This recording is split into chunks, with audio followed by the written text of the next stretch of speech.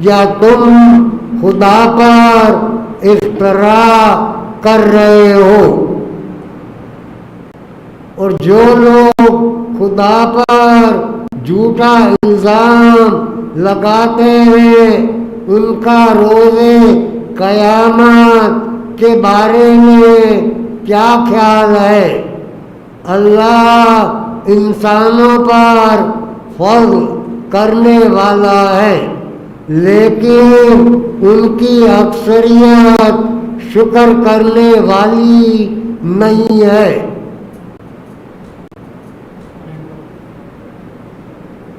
اور پیغمبر آپ کسی حال میں رہیں اور قرآن کے کسی حصے کی تلاوت کریں اور اے لوگوں تم کوئی عمل کرو، ہم تم سب کے گواہ ہوتے ہیں۔ جب بھی کوئی عمل کرتے ہو اور تمہارے پروردگار سے زمین و آسمان کا کوئی ذرہ دور نہیں ہے اور کوئی شے ذرہ سے بڑی یا چھوٹی ایسی نہیں ہے جسے ہم نے اپنی کھلی کتاب میں جمع نہ کر دیا ہو۔ آگاہ ہو جاؤ کہ اولیاء خدا پر نہ خوف طاری ہوتا ہے اور نہ وہ محزون اور رنجیدہ ہوتے ہیں۔ یہ وہ لوگ ہیں جو ایمان لائے اور خدا سے ڈرتے رہے، ان کے لیے زندگانی دنیا اور آخرت دونوں مقامات پر بشارت اور خوشخبری ہے، اور کلمات خدا میں کوئی تبدیلی نہیں ہو سکتی ہے، اور یہی در حقیقت عظیم کامیابی ہے۔ برائے خوشنودی امام زمانہ بلند تر صلوات۔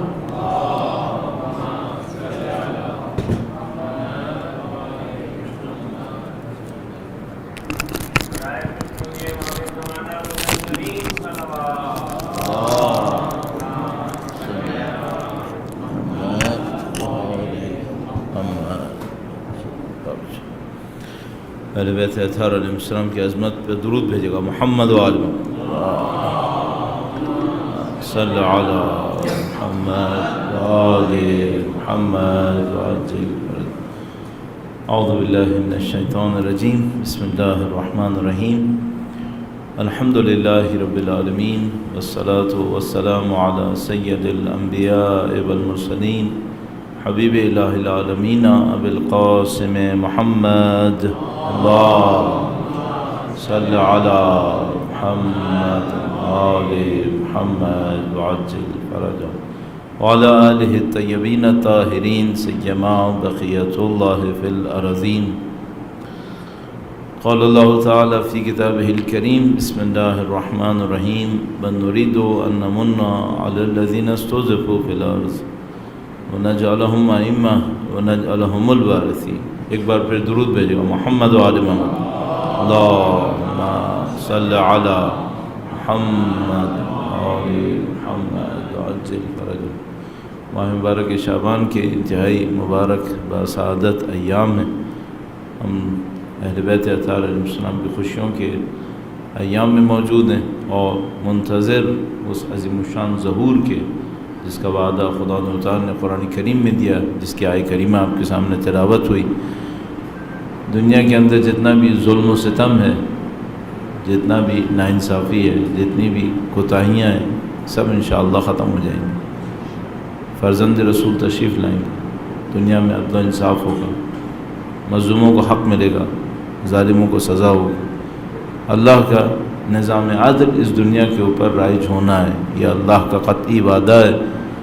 اس دن کے تعجیل کے لیے، امام کی تشریف آوری کے اندر تعجیل، ان کی نصرت کی سعادت کے حصول کے لیے اور انشاءاللہ خداوند متعال ہماری موت شہادت کی موت قرار فرمائے. درود بھیجے گا محمد و آل محمد پر. اللہم صلی علی محمد و آل محمد وعجل فرجهم.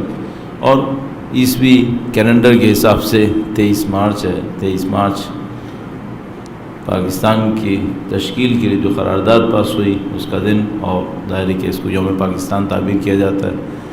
کافی وقت گزر گیا ہمارے پچھلے زاویہ اور اس زاویے کے درمیان، لیکن چونکہ مناسبت 23 مارچ کی ہے تو ہم شروع پاکستان کے حوالے سے کریں گے. تھوڑا سا زیادہ پاکستان کے حوالے سے عرض کریں گے. شروع میں جو تاخیر ہوئی اس کے لیے ایک بار پھر معذرت چاہتے ہیں. بہرحال کیا عرض کریں. تو یوم پاکستان کے حوالے سے تھوڑا سا پاکستان کے اوپر آرائز پیش کرنی ہے، اور آج کا سیشن چونکہ کافی وقت کے بعد ہوا ہے تو تھوڑا سا زیادہ ڈیوریشن لے لے گا. پہلے سے ہی میں آپ کو آگاہ کر دیتا ہوں.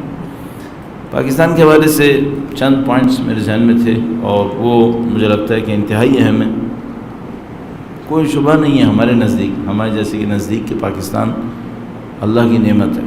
ہمیں اس میں اطمینان ہے. ہمارے بہت سارے دوست ہیں جو انالیسس کرتے ہیں، ان کے نزدیک یہ اطمینان نہیں ہے کہ پاکستان آیا واقعاً اللہ کی نعمت ہے، یہ بھی کسی سازش کا حصہ تھا. ممکن ہے کسی سازش کا حصہ ہو، لیکن بہت ساری چیزیں ہوتی ہیں دشمن یہ سمجھ رہا ہوتا ہے کہ میں کامیاب ہو گیا، اور بہت ساری چیزیں ایسی ہوتی ہیں جس میں لوگ نہیں سمجھ پاتے کہ ہم کس فیز سے گزر رہے ہیں. لیکن بہرحال ہمارے خیال میں پاکستان کا بننا اللہ کی نعمتوں میں سے ایک نعمت، اور اتنا ہی ہمارے اوپر اس کی ذمہ داری بھی آتی ہے. اتنا ہی اس کی ذمہ داری ہمارے کندھوں پر آتی ہے کہ ہم اس کی تشکیل میں جن لوگوں نے پاکیزہ قربانیاں دی ہیں، جن لوگوں نے واقعاً اپنی زندگی میں سے بہت ساری چیزوں کو قربان کیا تاکہ یہ ملک تشکیل پائے اور مسلمانوں کے لیے ایک علاقہ ہو، اس کی ذمہ داری بھی ہمارے اوپر آتی ہے. سب سے اہم ذمہ داری اس کی آئیڈیالوجی ہے. اس میں کوئی ڈاؤٹ نہیں ہے کہ پاکستان اسلام کے نام پہ بنا ہے. یہ کوئی کتنا ہی بولتا رہے کہ اس میں لبرل تھاٹس انوالو تھے، سیکولر تھاٹس انوالو تھے، یہ صرف میرے خیال میں اپنے آپ کو دھوکہ دینا ہوگا.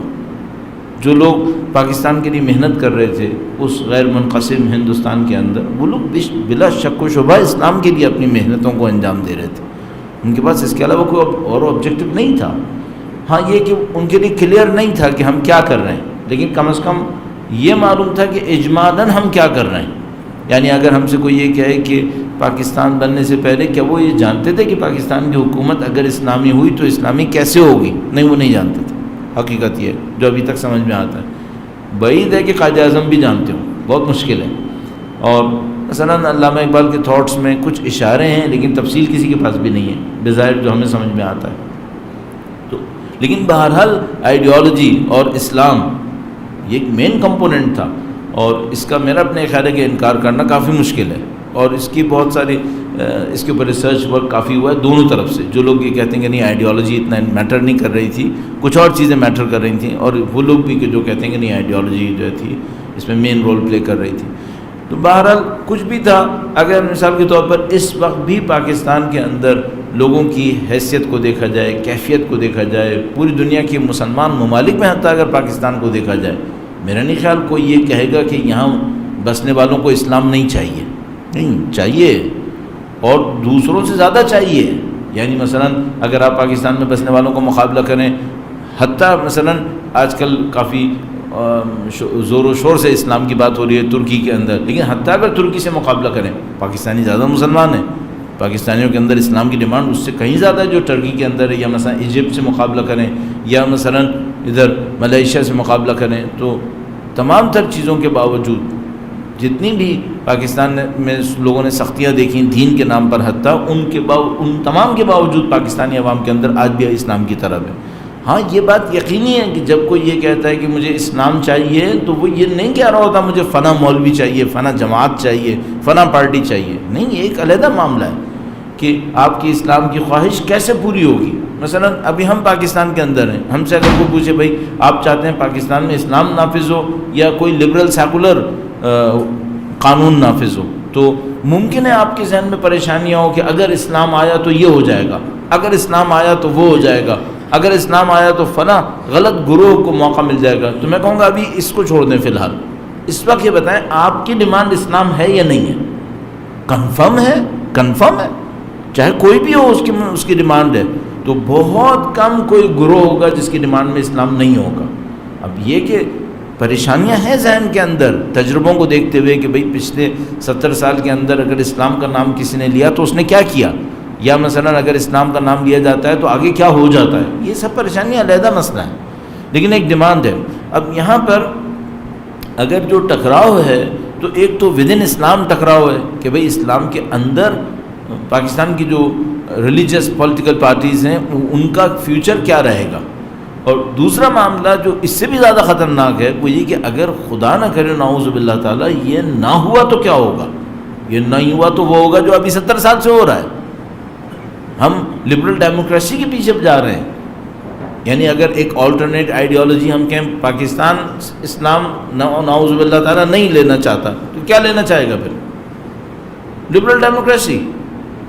وہ جو لبرل ڈیموکریسی ہے اس کا فیوچر کیا ہے، اپنا دنیا کے اندر اس کا فیوچر کیا ہے؟ اچھا لبرل ڈیموکریسی ایک پولیٹیکل تھاٹ ہے، اس کا اس وقت دنیا کے اندر مقام کیا ہے؟ تو تھوڑا سا اس کا پس منظر عرض کرتا چلوں۔ جب سیکنڈ ورلڈ وار کے بعد کولڈ وار شروع ہوئی 1945 سے لے کر 1990 تک، تو اس وقت دو آئیڈیالوجیز ایک دوسرے کے سامنے ٹکرا رہی تھیں، ایک کیپٹلزم جس کے پیچھے لبرل ڈیموکریسی تھی، اور ایک سوشلزم جو ظاہر ہے کہ کمیونزم وغیرہ سے روٹس لے رہی تھی۔ تو 1990 کے بعد جب رشین فیڈریشن کا خاتمہ ہو گیا اور یہ کمیونزم کا تقریباً اعلان ہو گیا کہ اب ختم ہو گیا کہانی، تو سب نے یہ سمجھا کہ ٹھیک ہے دو اپوننٹ تھے، ایک ختم ہو گیا دوسرا جیت گیا، وہ ونر ہے۔ یہ ضروری نہیں ہوتا کہ اگر دو لڑ رہی ہیں پارٹیز اور ایک پارٹی ہار جائے تو اس کا مطلب ہے اب یہ جیت گیا ہے، نہیں، یہ ضروری نہیں ہے، ممکن ہے اس نے بھی ہارنا ہے، ٹائم لگے گا، ممکن ہے دونوں نے ہارنا ہے، اور پریکٹیکلی یہی ہوا ہے۔ 1990 کے بعد سے جو لٹریچر آنا شروع ہوا اس میں انہوں نے یوں پورٹری کرنا شروع کر دیا کہ بھئی دنیا اپنی معراج پہ پہنچ گئی۔ کیسے؟ اتنا بڑا اپوننٹ کمیونزم، مارکسزم اور مثلا سوشلزم، اس کو ہم نے ہرا لیا، باقی کیا بچا میدان میں؟ Liberal democracy. تو اب یہ فاتح ہیں، اور جناب کتابوں پہ کتابیں لکھی جا رہی ہیں کہ پوری دنیا کے اندر اگر اب کوئی پولیٹیکل تھاٹ بچا ہے، نجات کا کوئی راستہ بچا ہے تو یہ ہے۔ اچھا جن لوگوں نے 1990 میں 91 میں جشن منایا لبرل ڈیموکریسی کا، وہ کن ملکوں میں رہ رہے تھے؟ امریکہ میں، برطانیہ میں، یورپین ممالک کے اندر، مثلا آسٹریلیا کے اندر، جو کسی کھاتے میں نہیں ہے لیکن اس اعتبار سے گلوبل سینیریو کے اندر، لیکن بہرحال وہاں پر کچھ ایشین کنٹریز کے اندر۔ اچھا خود ان ملکوں میں لبرل ڈیموکریسی کہاں پہنچی آج؟ 30 سال ہو گئے نا اس کے واقعے کے بعد، 30 سال کے بعد، جبکہ چیمپئن تھے، چیمپئن، نو اپوزیشن، کہاں پہنچے؟ امریکہ کو جا کے دیکھ لو۔ لبرل ڈیموکریسی نے کیا کرنا تھا؟ لبرل ڈیموکریسی نے انسان کو فیسیلیٹیٹ کرنا تھا کہ وہ اپنی زندگی کو جس طرح چاہے گزار لے۔ دین تو نہیں ہے نا، آخرت تو نہیں ہے کہ ہم کہیں بھائی آخرت سنوارنی ہے، اور نہیں، جس طرح چاہے وہ زندگی گزارے۔ اور امریکہ میں جب یہ ہو گیا تو کیا ہوا؟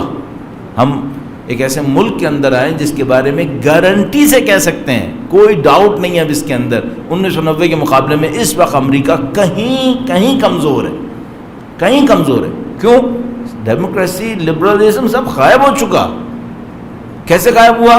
جو ابھی حوادث ہوئے ہیں، حادثات ہوئے ہیں چند مہینوں کے اندر اور گزشتہ چند سالوں کے اندر، تو اس کے بعد کچھ بچا نہیں ہے۔ مثلا اس ملک کا اگر کوئی اس وقت کوئی یہ کہ بھائی آپ اس کو ٹیگ کریں، اس وقت اس کنٹری کو ٹیگ کریں، آپ مثلا ایران کو آپ ٹیگ کریں گے اسلام، سعودی عرب کو آپ ٹیگ کریں گے اسلامک سینٹرز، مکہ مدینہ، امریکہ کو ٹیگ کریں اس وقت کس پہ کریں گے؟ ریشزم، نسل پرستی کے اوپر ٹیگ ہوگا۔ کتنے حوادث ہیں اس وقت جو صرف ایک بات بتا رہے ہیں، یہاں ریشزم ہے، یہاں پہ نسل پرستی ہے۔ یہ کس ملک کی بات ہو رہی ہے؟ لبرل ڈیموکریسی کی گڑھ کی بات ہو رہی ہے، جس نے انسانوں کو اپنی زندگی گزارنے کا موقع دینا تھا، اس ملک کی بات ہو رہی ہے۔ اس کے اندر فلیگ کیا ہے اس وقت فلیگ کا ریشزم ہے۔ دوسرا کوئی علامت ہے یہاں پہ؟ ہاں دوسری ایک علامت ہے، وہ کیا؟ انجسٹس، کلاسز کا ڈفرینس۔ پینڈیمک کے اندر، اس 1.25 سال کے اندر جس زمانے میں پینڈیمک رہی ہے، جس میں لاک ڈاؤنز رہے، جس میں بزنسز بند ہوئے، یہ ہوا وہ ہوا، جو واحد چیز بڑھی ہے وہ بلینرز کا نمبر ہے اور بلینرز کی دولت ہے۔ یہ کیا مصیبت ہے؟ یعنی اتنا بڑا حادثہ ہو گیا، اتنا بڑا ملک 30 کروڑ سے اوپر آبادی کا ملک بند رہا، بزنسز ختم ہوتے رہے، سب کچھ ہوتا رہا، جس کو نقصان نہیں ہوا وہ بلینئرز کی کلاس تھی، بلکہ کئی گنا فائدہ ہو گیا۔ دوسرا فلیگ ہے انجسٹس، اور یہ وہ نعرے جو یہ وہ حقیقتیں جو لبرل ڈیموکریسی کے نعروں کے بالکل اپوزٹ ہیں۔ لبرل ڈیموکریسی کیا کہہ رہی تھی؟ انسانوں کو برابری کا احترام ملے گا، انسانوں کو ان کے حقوق ملیں گے۔ تیسری چیز، اگر امریکہ کے اندر اس وقت کوئی دیکھے تو کیا بولے گا؟ تو میں کہوں گا ابھی شاید یہ لفظ تھوڑا سا سخت ہو، لیکن اس وقت جو نظر آ رہا ہے وہ کیا ہے؟ Civil war. کنفرم ایک سول وار ہے امریکہ کے اندر، ڈیو ہے وہ۔ تو اگر کوئی ذرا سی بھی نشانیوں کو دیکھ لے تو جو سنبھال رہا ہے میڈیا اپنی دانش میں، جو اس کو بچانے کی اور پورٹرے کرتا ہے ہر چیز اچھی ہے، ہر چیز اچھی، ہالی ووڈ ان کا اور یہ اور وہ، ورنہ اگر اس سے نکل کے دیکھیں تو آپ کے ہاں الیکشن ہوئے، الیکشن کے بعد نئی پارلیمنٹ نئے پریزیڈنٹ کے لیے انڈورس کرنے جا رہی ہے، اور عوام کے ایک جتھے نے پارلیمنٹ کے اوپر حملہ کر دیا ہے، اور پارلیمنٹیرینز کو قتل کرنے کے لیے اندر گھسے میں لوگ جان بچا کے ادھر ادھر بھاگتے پھر رہے ہیں۔ یہ سول وار سے کم ہے؟ اگر کسی ملک میں یہ ہوتا ہے تو اسے ہم کتنے نمبر دیتے ہیں ڈیموکریسی کے؟ اسے ہم کتنے نمبر دیتے ہیں آرگنائزیشن کے اور سول کوڈ کے؟ تو ہم کہتے ہیں یہ تقریباً 0 کے نزدیک آ گیا۔ کیوں؟ دی موسٹ سیکیور پلیس، جو سب سے سیکرڈ علاقہ تھا، وہ بریچ ہوا ہے، وہاں پہ پبلک گھسی ہوئی ہے، ریپرزینٹیٹیوز کو مارنے کے لیے آگے پیچھے گئے۔ یہ تو پاکستان جیسے میں بھی نہیں ہوا ہے۔ معذرت کے ساتھ پاکستان کو میں تھوڑا سا نیچے لا کے بات کر رہا ہوں کہ بھائی یہ تو پاکستان میں بھی نہیں ہوا۔ جن ملکوں میں یہ ہوتا ہے وہاں تو کچھ بچتا ہی نہیں ہے پھر۔ تو آپ کہیں گے امریکہ میں ہوا ہے، یہی میں کہہ رہا ہوں، اس میں نہیں بچا اب کچھ نہیں بچا ہے۔ اچھا، اب یہ تھا کہ اس ملک کو سنبھالے گا کون؟ اوپر سے لے کے نیچے تک ریشزم بھری ہوئی ہے اس کے اندر۔ جو یہ حادثہ ہوا پارلیمنٹ کے اوپر حملہ کرنے کا، اس میں انڈرسٹوڈ ہے کہ آرم فورسز انوالو ہیں، اس میں بڑے بڑے آن ڈیوٹی لوگ اس پروٹیسٹ کے اندر، گیدرنگ کے اندر شامل تھے، جس نے یہ بریچ کیا ہے، جس نے جا کے حملہ کیا ہے۔ اس کا مطلب کیا ہے؟ آرم فورسز میں یہ ریشزم اور آرم فورسز کے اندر یہ انارکی پھیلی ہوئی ہے۔ اب اس ملک کو کوئی بچائے گا پھر؟ تو اس خاطر اگر مجھ سے کوئی اس وقت پوچھے بھائی لبرل ڈیموکریسی پاکستان کے لیے کوئی سولوشن ہے، تو میں اس سے کہوں گا لبرل ڈیموکریسی کا حشر جا کے دیکھو، اس کے بعد ہمیں کوئی سولوشن دو۔ بھائی ہمیں کوئی ویکسین وہ دو جس کا کوئی اثر دوسری جگہوں کے اوپر بیماری کو روکنے میں ہو چکا ہو۔ وہ دوائی کیوں دے رہے ہو جس کا خود نہیں پتا کہ اس نے وہاں پہ کیا کیا ہے؟ برطانیہ میں جا کے دیکھ لو کیا ہوا برطانیہ کے اندر، جناب بریکزٹ ہوا اور باہر آ گئے، اور اب یہ ہو جائے گا وہ ہو جائے گا، پیٹ رہے ہیں وہ اپنا سر کہ ہم کس مصیبت میں پھنس گئے۔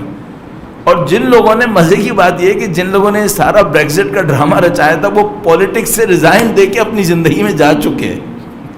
جس نے سارا ڈرامہ کیا تھا وہ پولیٹکس سے ریزائن دے رہا ہے اور کہہ رہا ہے میں جا رہا ہوں اپنے گھر پہ۔ بندے خدا تو نے یہ سب ڈرامہ کر دیا، پورے ملک کو ایک مصیبت کے اندر ڈال دیا۔ جو ٹریڈ اور ایکسپورٹ ایکسپورٹ ہوتی تھی وہ تباہ ہو گئی وہاں پر۔ اب کیا ہونا ہے؟ یہ لبرل ڈیموکریسی ہے، اس کے پیچھے ہم چلیں تو اب فوراً ظاہر سامنے والا ہم سے کہے گا مولانا اگر لبرل ڈیموکریسی بھی پاکستان کے لیے نہیں ہے تو پاکستان کے لیے بچا کیا ہے؟ یہ آپ اپنے آپ سے سوال کر لیں کہ آپ کو کبھی نہ کبھی اپنے آپ کو یہ سوال کرنا ہوگا پاکستان کی بقا کے لیے کہ اصل سسٹم کیا ہے، کس سسٹم کے پیچھے چلنا ہے۔ چلیے خود پاکستان کا ٹریک ریکارڈ دیکھ لیتے ہیں۔ ہم نے 70 سال لبرل ڈیموکریسی کا نعرہ لگایا، اس کے بعد ہم کہاں پہنچے؟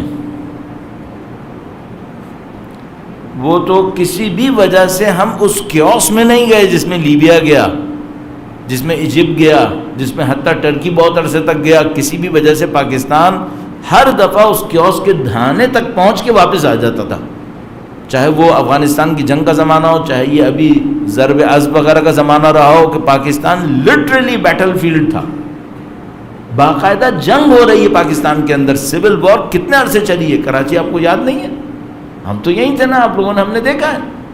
یہ تو پتہ نہیں کیسے پاکستان بچ گیا ہے، الحمدللہ رب العالمین، لطف خدا ہے کہ یہ ورنہ 20 کروڑ انسانوں کی زندگیوں کے ساتھ کیا ہونے والا تھا یہ اللہ جانتا ہے۔ تو کس لبرل ڈیموکریسی کی؟ یہ وہ پرابلم ہے جو ہمارے سامنے ہے۔ اب اس وقت پوزیشن ہمارے ملک کی ایسی ہے، کسی میں یہ طاقت نہیں ہے کہ یہ بتا سکے پاکستان کا پولیٹیکل سسٹم ہے کیا۔ ہم اسی کاپی پیسٹ کے اوپر چل رہے ہیں ابھی، اور فیوچر میں بھی کوئی امید نہیں ہے کہ کوئی اس کاپی پیسٹ کو سالو کرے گا، فیوچر میں بھی کوئی امید نہیں ہے۔ اب یہاں پہ ایک اور تھیوری ہے، وہ یہ کہتی ہے کہ بھئی بعض اوقات آپ کے پاس ایک منظم حل نہیں ہوتا، تو کیا ایسا ہو سکتا ہے کہ جو رینڈم چل رہا ہے اس میں، اس رینڈمنس میں کوئی سولوشن مل جائے؟ ہم اس تھاٹ کے اوپر ہیں اس وقت کہ ہمیں پتہ ہے یہ حل نہیں ہے جس پر ہمارا ملک چل رہا ہے، لیکن جیسا بھی ہے کیا اس میں رہتے ہوئے کوئی بہتری آ سکتی ہے؟ سب اس کے اوپر کام کر رہے ہیں اس وقت۔ تو کوئی آ کر یہ نہیں کرے گا کہ ہم اس نظام کو بہتر کر دیں، چاہے کتنے ہی دعوے کر لیں، کتنی باتیں کر لیں۔ اور وہ ہمارا جو آخری ظاہر ہے کہ پولیٹیکل سسٹم بنا یا پولیٹیکل سیٹ اپ بنا ظاہر عمران خان صاحب کی سربراہی کے اندر، اس نے کتنا ہی کہا تبدیلی تبدیلی تبدیلی، لیکن بالآخر سب کو معلوم تھا بھائی یہ تبدیلی جو آنی ہے وہ ہم جان رہے ہیں کہ کہاں تک آنی ہے۔ برا نہیں ہے، ٹھیک ہے، جو جب میں نے کہا نا کہ آپ رینڈمنس کے اندر بھی بہرحال کوئی ایک پلان بنا سکیں کبھی، تو وہ بس ایسا ہی ہے۔ تو مثال کے طور پر فرض کریں لوگ بہت بڑی تعداد میں لوگ کھڑے ہیں، کوئی آرگنائزیشن نہیں ہے، کوئی یہاں پانی پھینک رہا ہے، کوئی وہاں پھینک رہا ہے، اس دوران میں آپ کہہ رہے ہیں کوئی رزلٹ مل سکتا ہے یہاں سے، اور آپ کوشش کرتے ہیں اور ایک رزلٹ نکال لیتے ہیں۔ ہم اس ٹائپ کی ایک سینیریو میں پاکستان میں، ہمیں معلوم ہے بیوروکریسی کام نہیں کر رہی، ہمیں معلوم ہے پولیٹیشنز کام نہیں کر رہے، ہمیں معلوم ہے کہ ہمارے مختلف سیگمنٹس کام نہیں کر رہے، لیکن ہم اپنے آپ سے پوچھنا چاہ رہے ہیں کیا اس میں بھی کوئی حل نکل سکتا ہے؟ اور یہ وہ چیز ہے جس کے اوپر کام کر رہے ہیں۔ اب مشکل ہمارے ساتھ یہ ہے کہ جن جگہوں سے ہمارے پاس حل نکلنا تھا وہ خود اس وقت مصیبت بن گئی ہے۔ میں 3 مثالیں آپ کی خدمت میں عرض کروں گا اور تھوڑا سا بڑھنے کی کوشش کریں گے۔ درود بھیجے گا محمد وآل محمد، اللہم صلی علی محمد وآل محمد وعجل فرج۔ ایک دفعہ اور کہہ رہے ہیں کہ تھوڑا سا آپ آگے تشریف لائیے، تو ایک دفعہ اور درود بھیجے گا اور آگے تشریف لے آئیے گا۔ اللہ صلی علی محمد وآل محمد وعجل فرج۔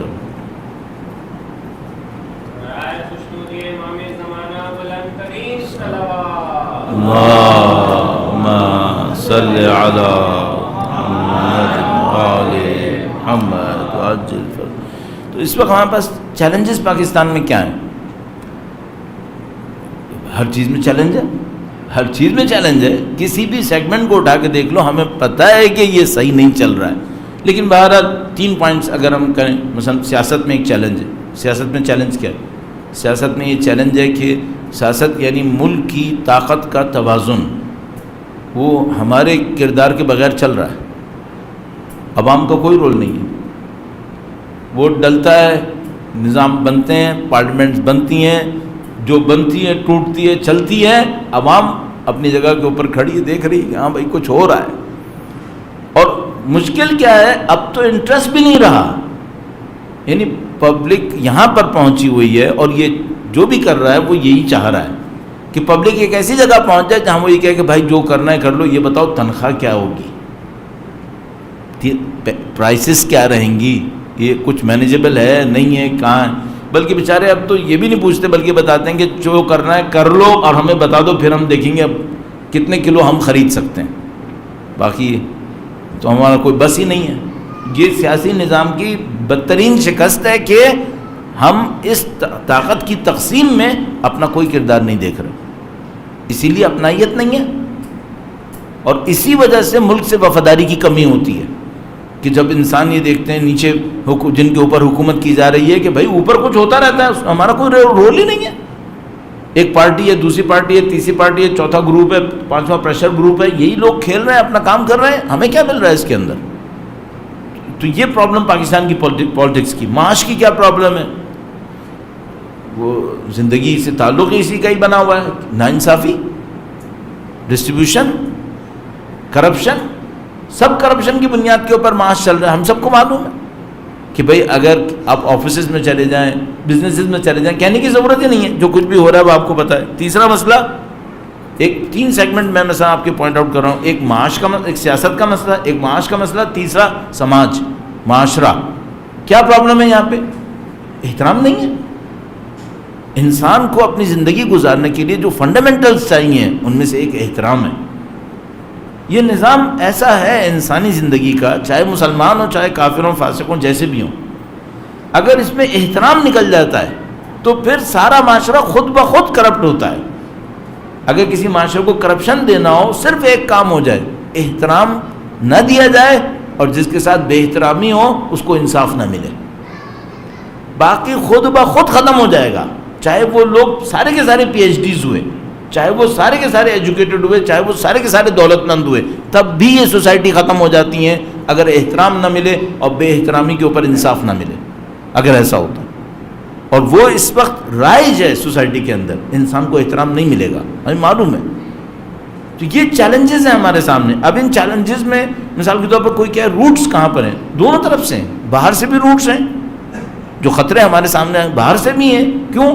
بہت سارے سسٹمز ایسے ہیں کہ جو پاکستان کے معاشی نظام, سیاسی نظام, سماجی نظام کو چلتا نہیں دیکھنا چاہتے ہیں. ایسے تھریٹس ہیں باہر سے, بالکل ہیں تھریٹس ہیں. چاہے وہ آپ انڈیا لے لو, چاہے وہ آپ اسرائیل لے لو, چاہے وہ آپ حتیٰ وہ جو ہمارے نام نہاد بھائی ہیں سعودیز, عرب, فنا, ان میں سے بہت ساروں کا گیم چل ہی اسی کے اوپر رہا ہے کہ پاکستان بیٹھے گا تو وہ لوگ چلیں گے. ہم سب کو معلوم ہے 70s کے بعد جتنا یہ پیٹرول ڈالر آیا اور یہ امارات ڈیولپ ہوا, دبئی ڈیولپ ہوا, یہ کس کس کی قربانی کے اوپر ڈیولپ ہوا. پاکستان کی بے پناہ تباہیوں کے اوپر ان لوگوں کے یہ عمارتیں کھڑی ہوئی ہیں, ہم سب کو معلوم ہے. پاکستان سوسائٹی میں کس طریقے سے ڈس بیلنس ہوا ہے یہ سب کچھ, یہ ہم ابھی کوئی پیچھے جائے تو اس کو اسٹڈی کرے تو بہت 2+2 4 کی طرح نظر آ جاتا ہے کہ ہاں یہ ڈرامہ ہو گیا. کئی دفعہ ہم بھی ریفلیکٹ کر چکے ہیں. تو ایکسٹرنل تھریٹس ہیں یا نہیں ہیں؟ کنفرم تھریٹس ہیں. مثلا ایک تھریٹ یہ ہے کہ بھائی آپ 70 سال تک سر جھکا کے چلتے رہے, جو اس نے کہا وہ آپ نے کر لیا, اب آپ کو ایک موقع ملا, آپ سر اٹھانے کی کوشش کر رہے ہیں, اب وہ قبول نہیں کرنا چاہ رہا کہ کوئی سر اٹھائے. سعودیز نہیں قبول کرنا چاہتے, امریکنز کبھی قبول نہیں کرنا چاہتے کہ قوموں میں کوئی سر اٹھانے والا بھی بنے. اب پاکستان کو دبا دبا کے یہاں تک لے کے آئے. مجھے یہ لگ رہا ہے کہ اب چونکہ ان کی طاقتیں کمزور ہو رہی ہیں تو پاکستان اپنے آپ کو ایک جگہ پہ لانے کی کوشش کر رہا ہے کہ نہیں اس طرح معاملہ حل نہیں ہوگا. اور اس میں بھی ایک راز ہے, جو ہم ایک پوائنٹ ہے جو ہم پہلے بھی کہہ چکے ہیں کہ بھئی وہ زمانہ ختم ہو گیا کہ ایکسٹرنل فورسز آپ کو پیسہ دے دے کر پال لیتی تھیں. یہ دور ختم ہو گیا. اب جو بھی پاکستان کی اسٹیبلشمنٹ ہے اس کو اچھی طریقے سے پتہ ہے کہ ایکسٹرنل آنے والے پیسے کے ذریعے سے ہماری زندگیاں چلیں گے نہیں ہونے والا ہے. ہمیں خود کچھ کرنا ہے, اندر سے پالنا پڑے گا. تو اب جب اندر سے پالنا پڑے گا تو پھر بہت ساری چیزیں پازیٹیو ہیں جو امید کی جا رہی ہیں کہ انشاءاللہ ہو سکتی ہیں. تو ایکسٹرنل تھریٹس ہیں, انٹرنل تھریٹس ہیں. یہ جو میں نے سیاسی, معاشی اور سماجی بتائے, اس میں بہت ساری چیزوں کی جڑ پاکستان کے اندر ہیں. کون سی؟ یہی جو کلاسز بنی ہوئی ہیں, یہ جو گروپس بنے ہوئے ہیں, یہ جو مفاد پرستی جڑوں تک کے اندر آ گئی ہے کہ ہر ایک آدمی کو یہ احساس دلایا گیا ہے.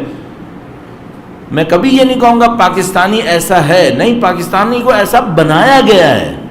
اس کو میں بار بار عرض کرتا ہوں کہ بھائی اس کو ہم کہتے ہیں سوشل انجینئرنگ.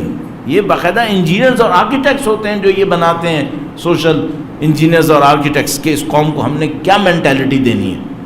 تو ہمیں یہ مینٹیلٹی دی گئی ہے کہ اگر آپ اسٹریٹ فارورڈ چلے آپ کا کام کبھی نہیں ہونے والا. چاہے وہ آپ ٹریفک میں ہو کہ آپ رولز کے اوپر گاڑی چلائیں گے آپ آگے نہیں جائیں گے, چاہے آپ بینک کے اندر ہوں کہ اگر آپ جاب میں آنیسٹی کے ساتھ اسٹریٹ فارورڈ چلیں گے تو آپ سب سے دیر گھر سے جائیں گے, سب سے کم پروموشنز آپ کی ہوں گی, سب سے کم سیلری آپ کی ہوگی. ہر چیز کے اندر یہ سمجھایا گیا, سسٹم کو ایسا بنایا گیا. تو یہ سب تھریٹس ہیں ہمارے سامنے. اچھا, اس نے صحیح کس نے کرنا تھا؟ میڈیا نے کرنا تھا.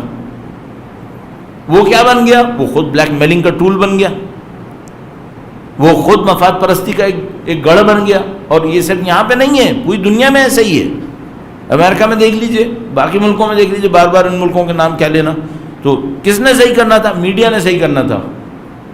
اگر رسپانسبل ہو تو سوشل میڈیا یا الیکٹرانک میڈیا, اور اب تو پرنٹ میڈیا کا ٹائم تھوڑا سا کم ہو گیا, یہ دونوں بہت بڑا کام کر سکتے ہیں. نہ چاہتے ہوئے بھی کچھ چیزیں سوشل میڈیا اور الیکٹرانک میڈیا کی وجہ سے بہتر ہوئی ہیں, نہ چاہتے ہوئے بھی ہوئی ہیں. اور اگر یہ واقعاً چاہتے ہوتے تو پھر تو سمجھ لیں معاملہ ہی ختم ہو جانا تھا. لیکن کیوں چاہتے؟ اپنے مفاد پرستیوں سے نکل کے. دوسرا, ہمارا تعلیمی نظام, وہ ہم سب کی آنکھوں کے سامنے ہے. تعلیم سے بڑا شاید ہی پاکستان میں کوئی آسان بزنس ہوگا کہ اس میں کمانا سب سے آسان ہے. اور تیسری جو جگہ تھی وہ ہمیں اپنے آپ سے معذرت کرنا پڑے گا, دینی نظام تھا. دین کی ذمہ داری تھی کہ وہ سنبھالے. اور اس نے جو حشر بگاڑا ہے وہ بھی ہم سب کے سامنے ہے کہ جتنا پرابلمٹک میڈیا ہے اور جتنا پرابلمٹک تعلیمی نظام ہے اتنا ہی پرابلم جنریٹ کرنے کا حصہ اس وقت ہمارا دینی نظام بنا ہوا ہے. بجائے یہ کہ ان لوگوں کو سکون دیتا، بجائے یہ کہ ان لوگوں کو ناانصافی کے مقابلے میں رکھتا، دفاع کرتا ان کا، وہ خود اس مصیبت کا حصہ بن گیا جس میں ان سب کے ساتھ مل گیا. تو آپ کہیں گے یہ ساری نا امیدی ہے پاکستان کے اندر. ان تمام نا امیدیوں کے باوجود پتہ نہیں کیوں پاکستانی قوم بہترین میں سے ایک ہے. ان تمام نا امیدیوں کے باوجود 70 سال تک کوئی اور قوم اس طرح سے پس رہی ہوتی، مجھے نہیں پتا وہ بیچارے کہاں پہنچتے. لیکن بحمدللہ رب العالمین 2-3 کوالٹیز ایسی ہیں پاکستان کے اندر، شاید انہی وجہ سے آئی ہیں، نہیں معلوم. نمبر 1، تمام تر کوتاہیوں کے باوجود مقاومت ہے پاکستانی عوام کے اندر، ریزیلینس جس کو ہم لوگ کہتے ہیں. اب یہ پتہ نہیں اکیلے زندہ رہنے کی وجہ سے ایسا ہوا ہے کہ اس کو پتہ ہے کوئی میرا ساتھ نہیں دے گا، مجھے خود ہی کرنا ہے جو کچھ کرنا ہے. تو جیسے مثلا معذرت کے ساتھ کہتے ہیں نا کہ بھئی اگر ایک بچہ اپنے بچپنے کے اندر سخت دور گزار لیتا ہے تو وہ بڑے ہو کر بہت مقاوم ہوتا ہے، یا تو بالکل فلیٹ ہو جاتا ہے، نفسیاتی طور پہ کچل جاتا ہے تو وہ ڈس آرڈر میں چلا جاتا ہے، یا وہ بہت ریزیلینٹ ہو جاتا ہے، وہ چیزوں کو جھیلنا جانتا ہے، اپنے راستے کو نکالنا جانتا ہے. شاید پاکستان کے ساتھ بھی ایسے ہی ہوا ہے کہ مشکلات در مشکلات گزر کے خاص ریزیلینس آ گئی ہے کہ نہیں ہمیں اپنا کام کر لینا ہے. اور ایک اور عجیب بات ہے کہ اس کے باوجود دیکھنے میں مفاد پرستی بہت زیادہ ہے، خود غرضی بہت زیادہ ہے، لیکن پھر بھی پتہ نہیں کیوں جب سخت وقت آتا ہے تو ہمدردی بھی ہے. گرچہ ہمیں پتہ ہے کتنی مفاد پرستی ہے. آپ کہیں گے مثلا جو کھانا بیچ رہے ہیں وہ کیسا بیچ رہے ہیں، جو دوائیاں بیچ رہے ہیں وہ کیا کر رہے ہیں، قبول کرتا ہوں، لیکن پتہ نہیں کیوں ایک ہمدردی ہے یہاں پر جو دوسری جگہوں پہ نہیں ہے. اور یہ اس قوم کی نہیں معلوم یہ کوالٹیز کہاں سے آتی ہیں. اب اس میں کوئی آسمانی عنصر ڈال دے گا کہ بھائی 23 رمضان کو بنا تھا اس وجہ سے ایسا ہوا ہے، بھر کہیں سے بھی آیا ہے، لیکن بہرحال کچھ ہے یہاں پر. مثلا کسی نے مجھے ایک مثال بتائی، انہوں نے کہا بھائی پینڈیمک آیا، مثلا یو ای جیسا ملک لے لیجئے، ساری مارکیٹ چلنی ٹورسٹ کے ذریعے سے ہے. اپنی آبادی ہے کتنی جو میگا مالز چلائے گی، ہے ہی نہیں آبادی.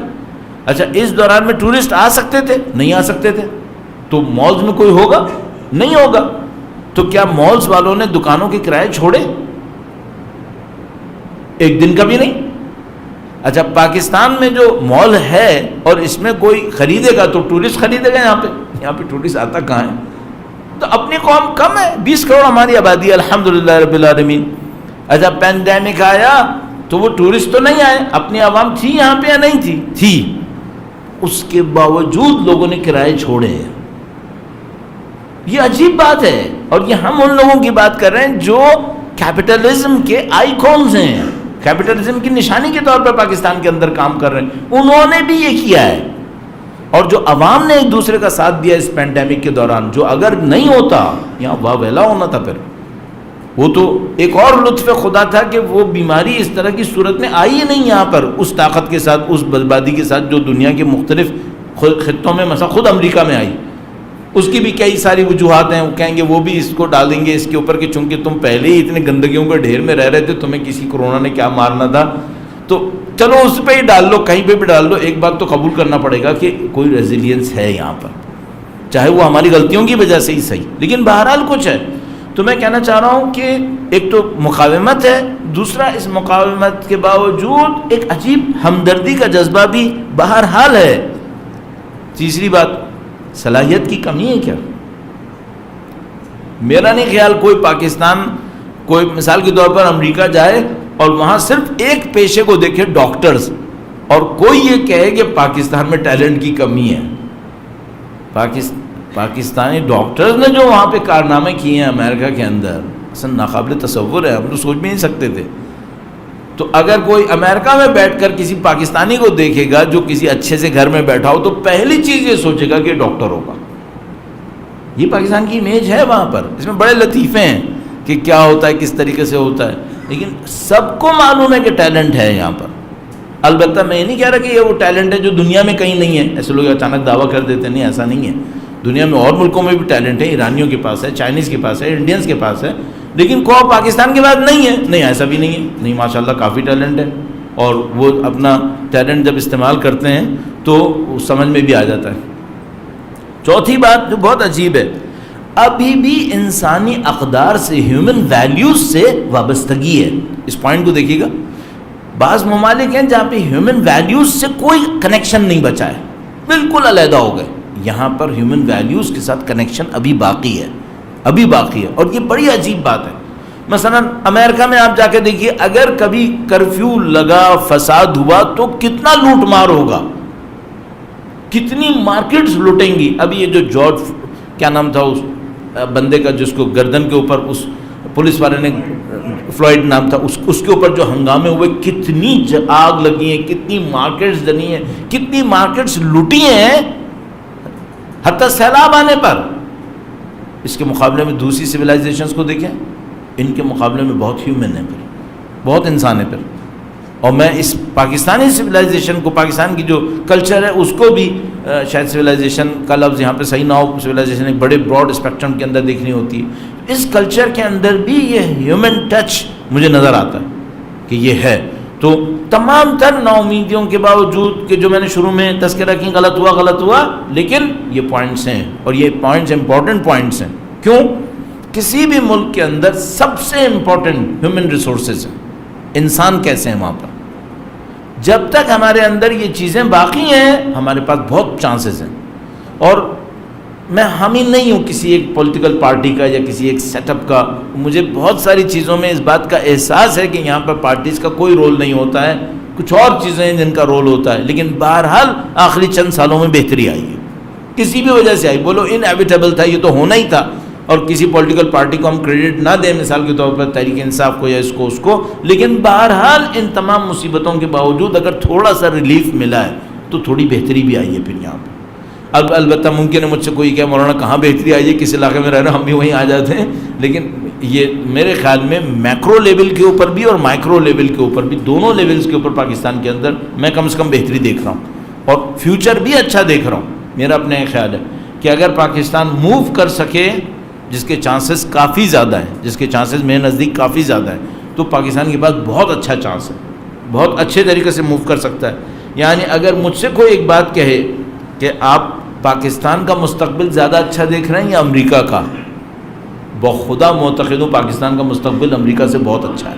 میرا خیال ہے. آپ کہیں بھائی تمہارے اندر آپٹیمزم بہت زیادہ ہے، کچھ بھی بولو، میرا خیال ہے پاکستان کا مستقبل امریکہ سے بہت بہتر ہے، کیونکہ وہ جس راستے کے اوپر ہے وہ تباہی کا راستہ ہے، اور ابھی یہاں چانسز بہت ہیں، یہاں ابھی چانسز بہت ہیں. چھوٹی سی ایک بات اور ایکسیپٹ کرنے والی بات ہے، وہ یہ کہ جو پاکستان چھوڑ کر باہر گئے، ہم بھی کبھی جاتے ہیں باہر تو کبھی کبھی ان کی کلاس لے لیتے ہیں کہ بھائی تم لوگوں نے یہ کیا، تم لوگوں نے وہ کیا. لیکن ایک بہرحال ایکسیپٹ کرنے والی بات ہے، وہ کیا ہے؟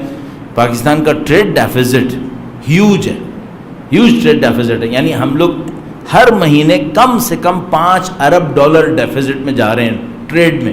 یعنی مثلا $2.5 ارب کی چیزیں بیچتے ہیں اور $6.5-7 ارب کی چیزیں خریدتے ہیں. تو یہ ٹریڈ ڈیفیزٹ ہیوج ہے ہمارا، یا اس سے کم ہے، اتنا زیادہ نہیں ہے. اس کے باوجود بیلنس ہمارا صحیح ہے اس سال کم از کم، بلکہ سرپلس ہے. کہاں سے؟ ریمیٹنس کی وجہ سے، ریمیٹنس کی وجہ سے. تو 5 ارب کا ڈیفیزٹ نہیں ہے، ڈیفیزٹ بھی میرے خیال میں 2.5-3 ارب کا ہر مہینے کا بنتا ہے.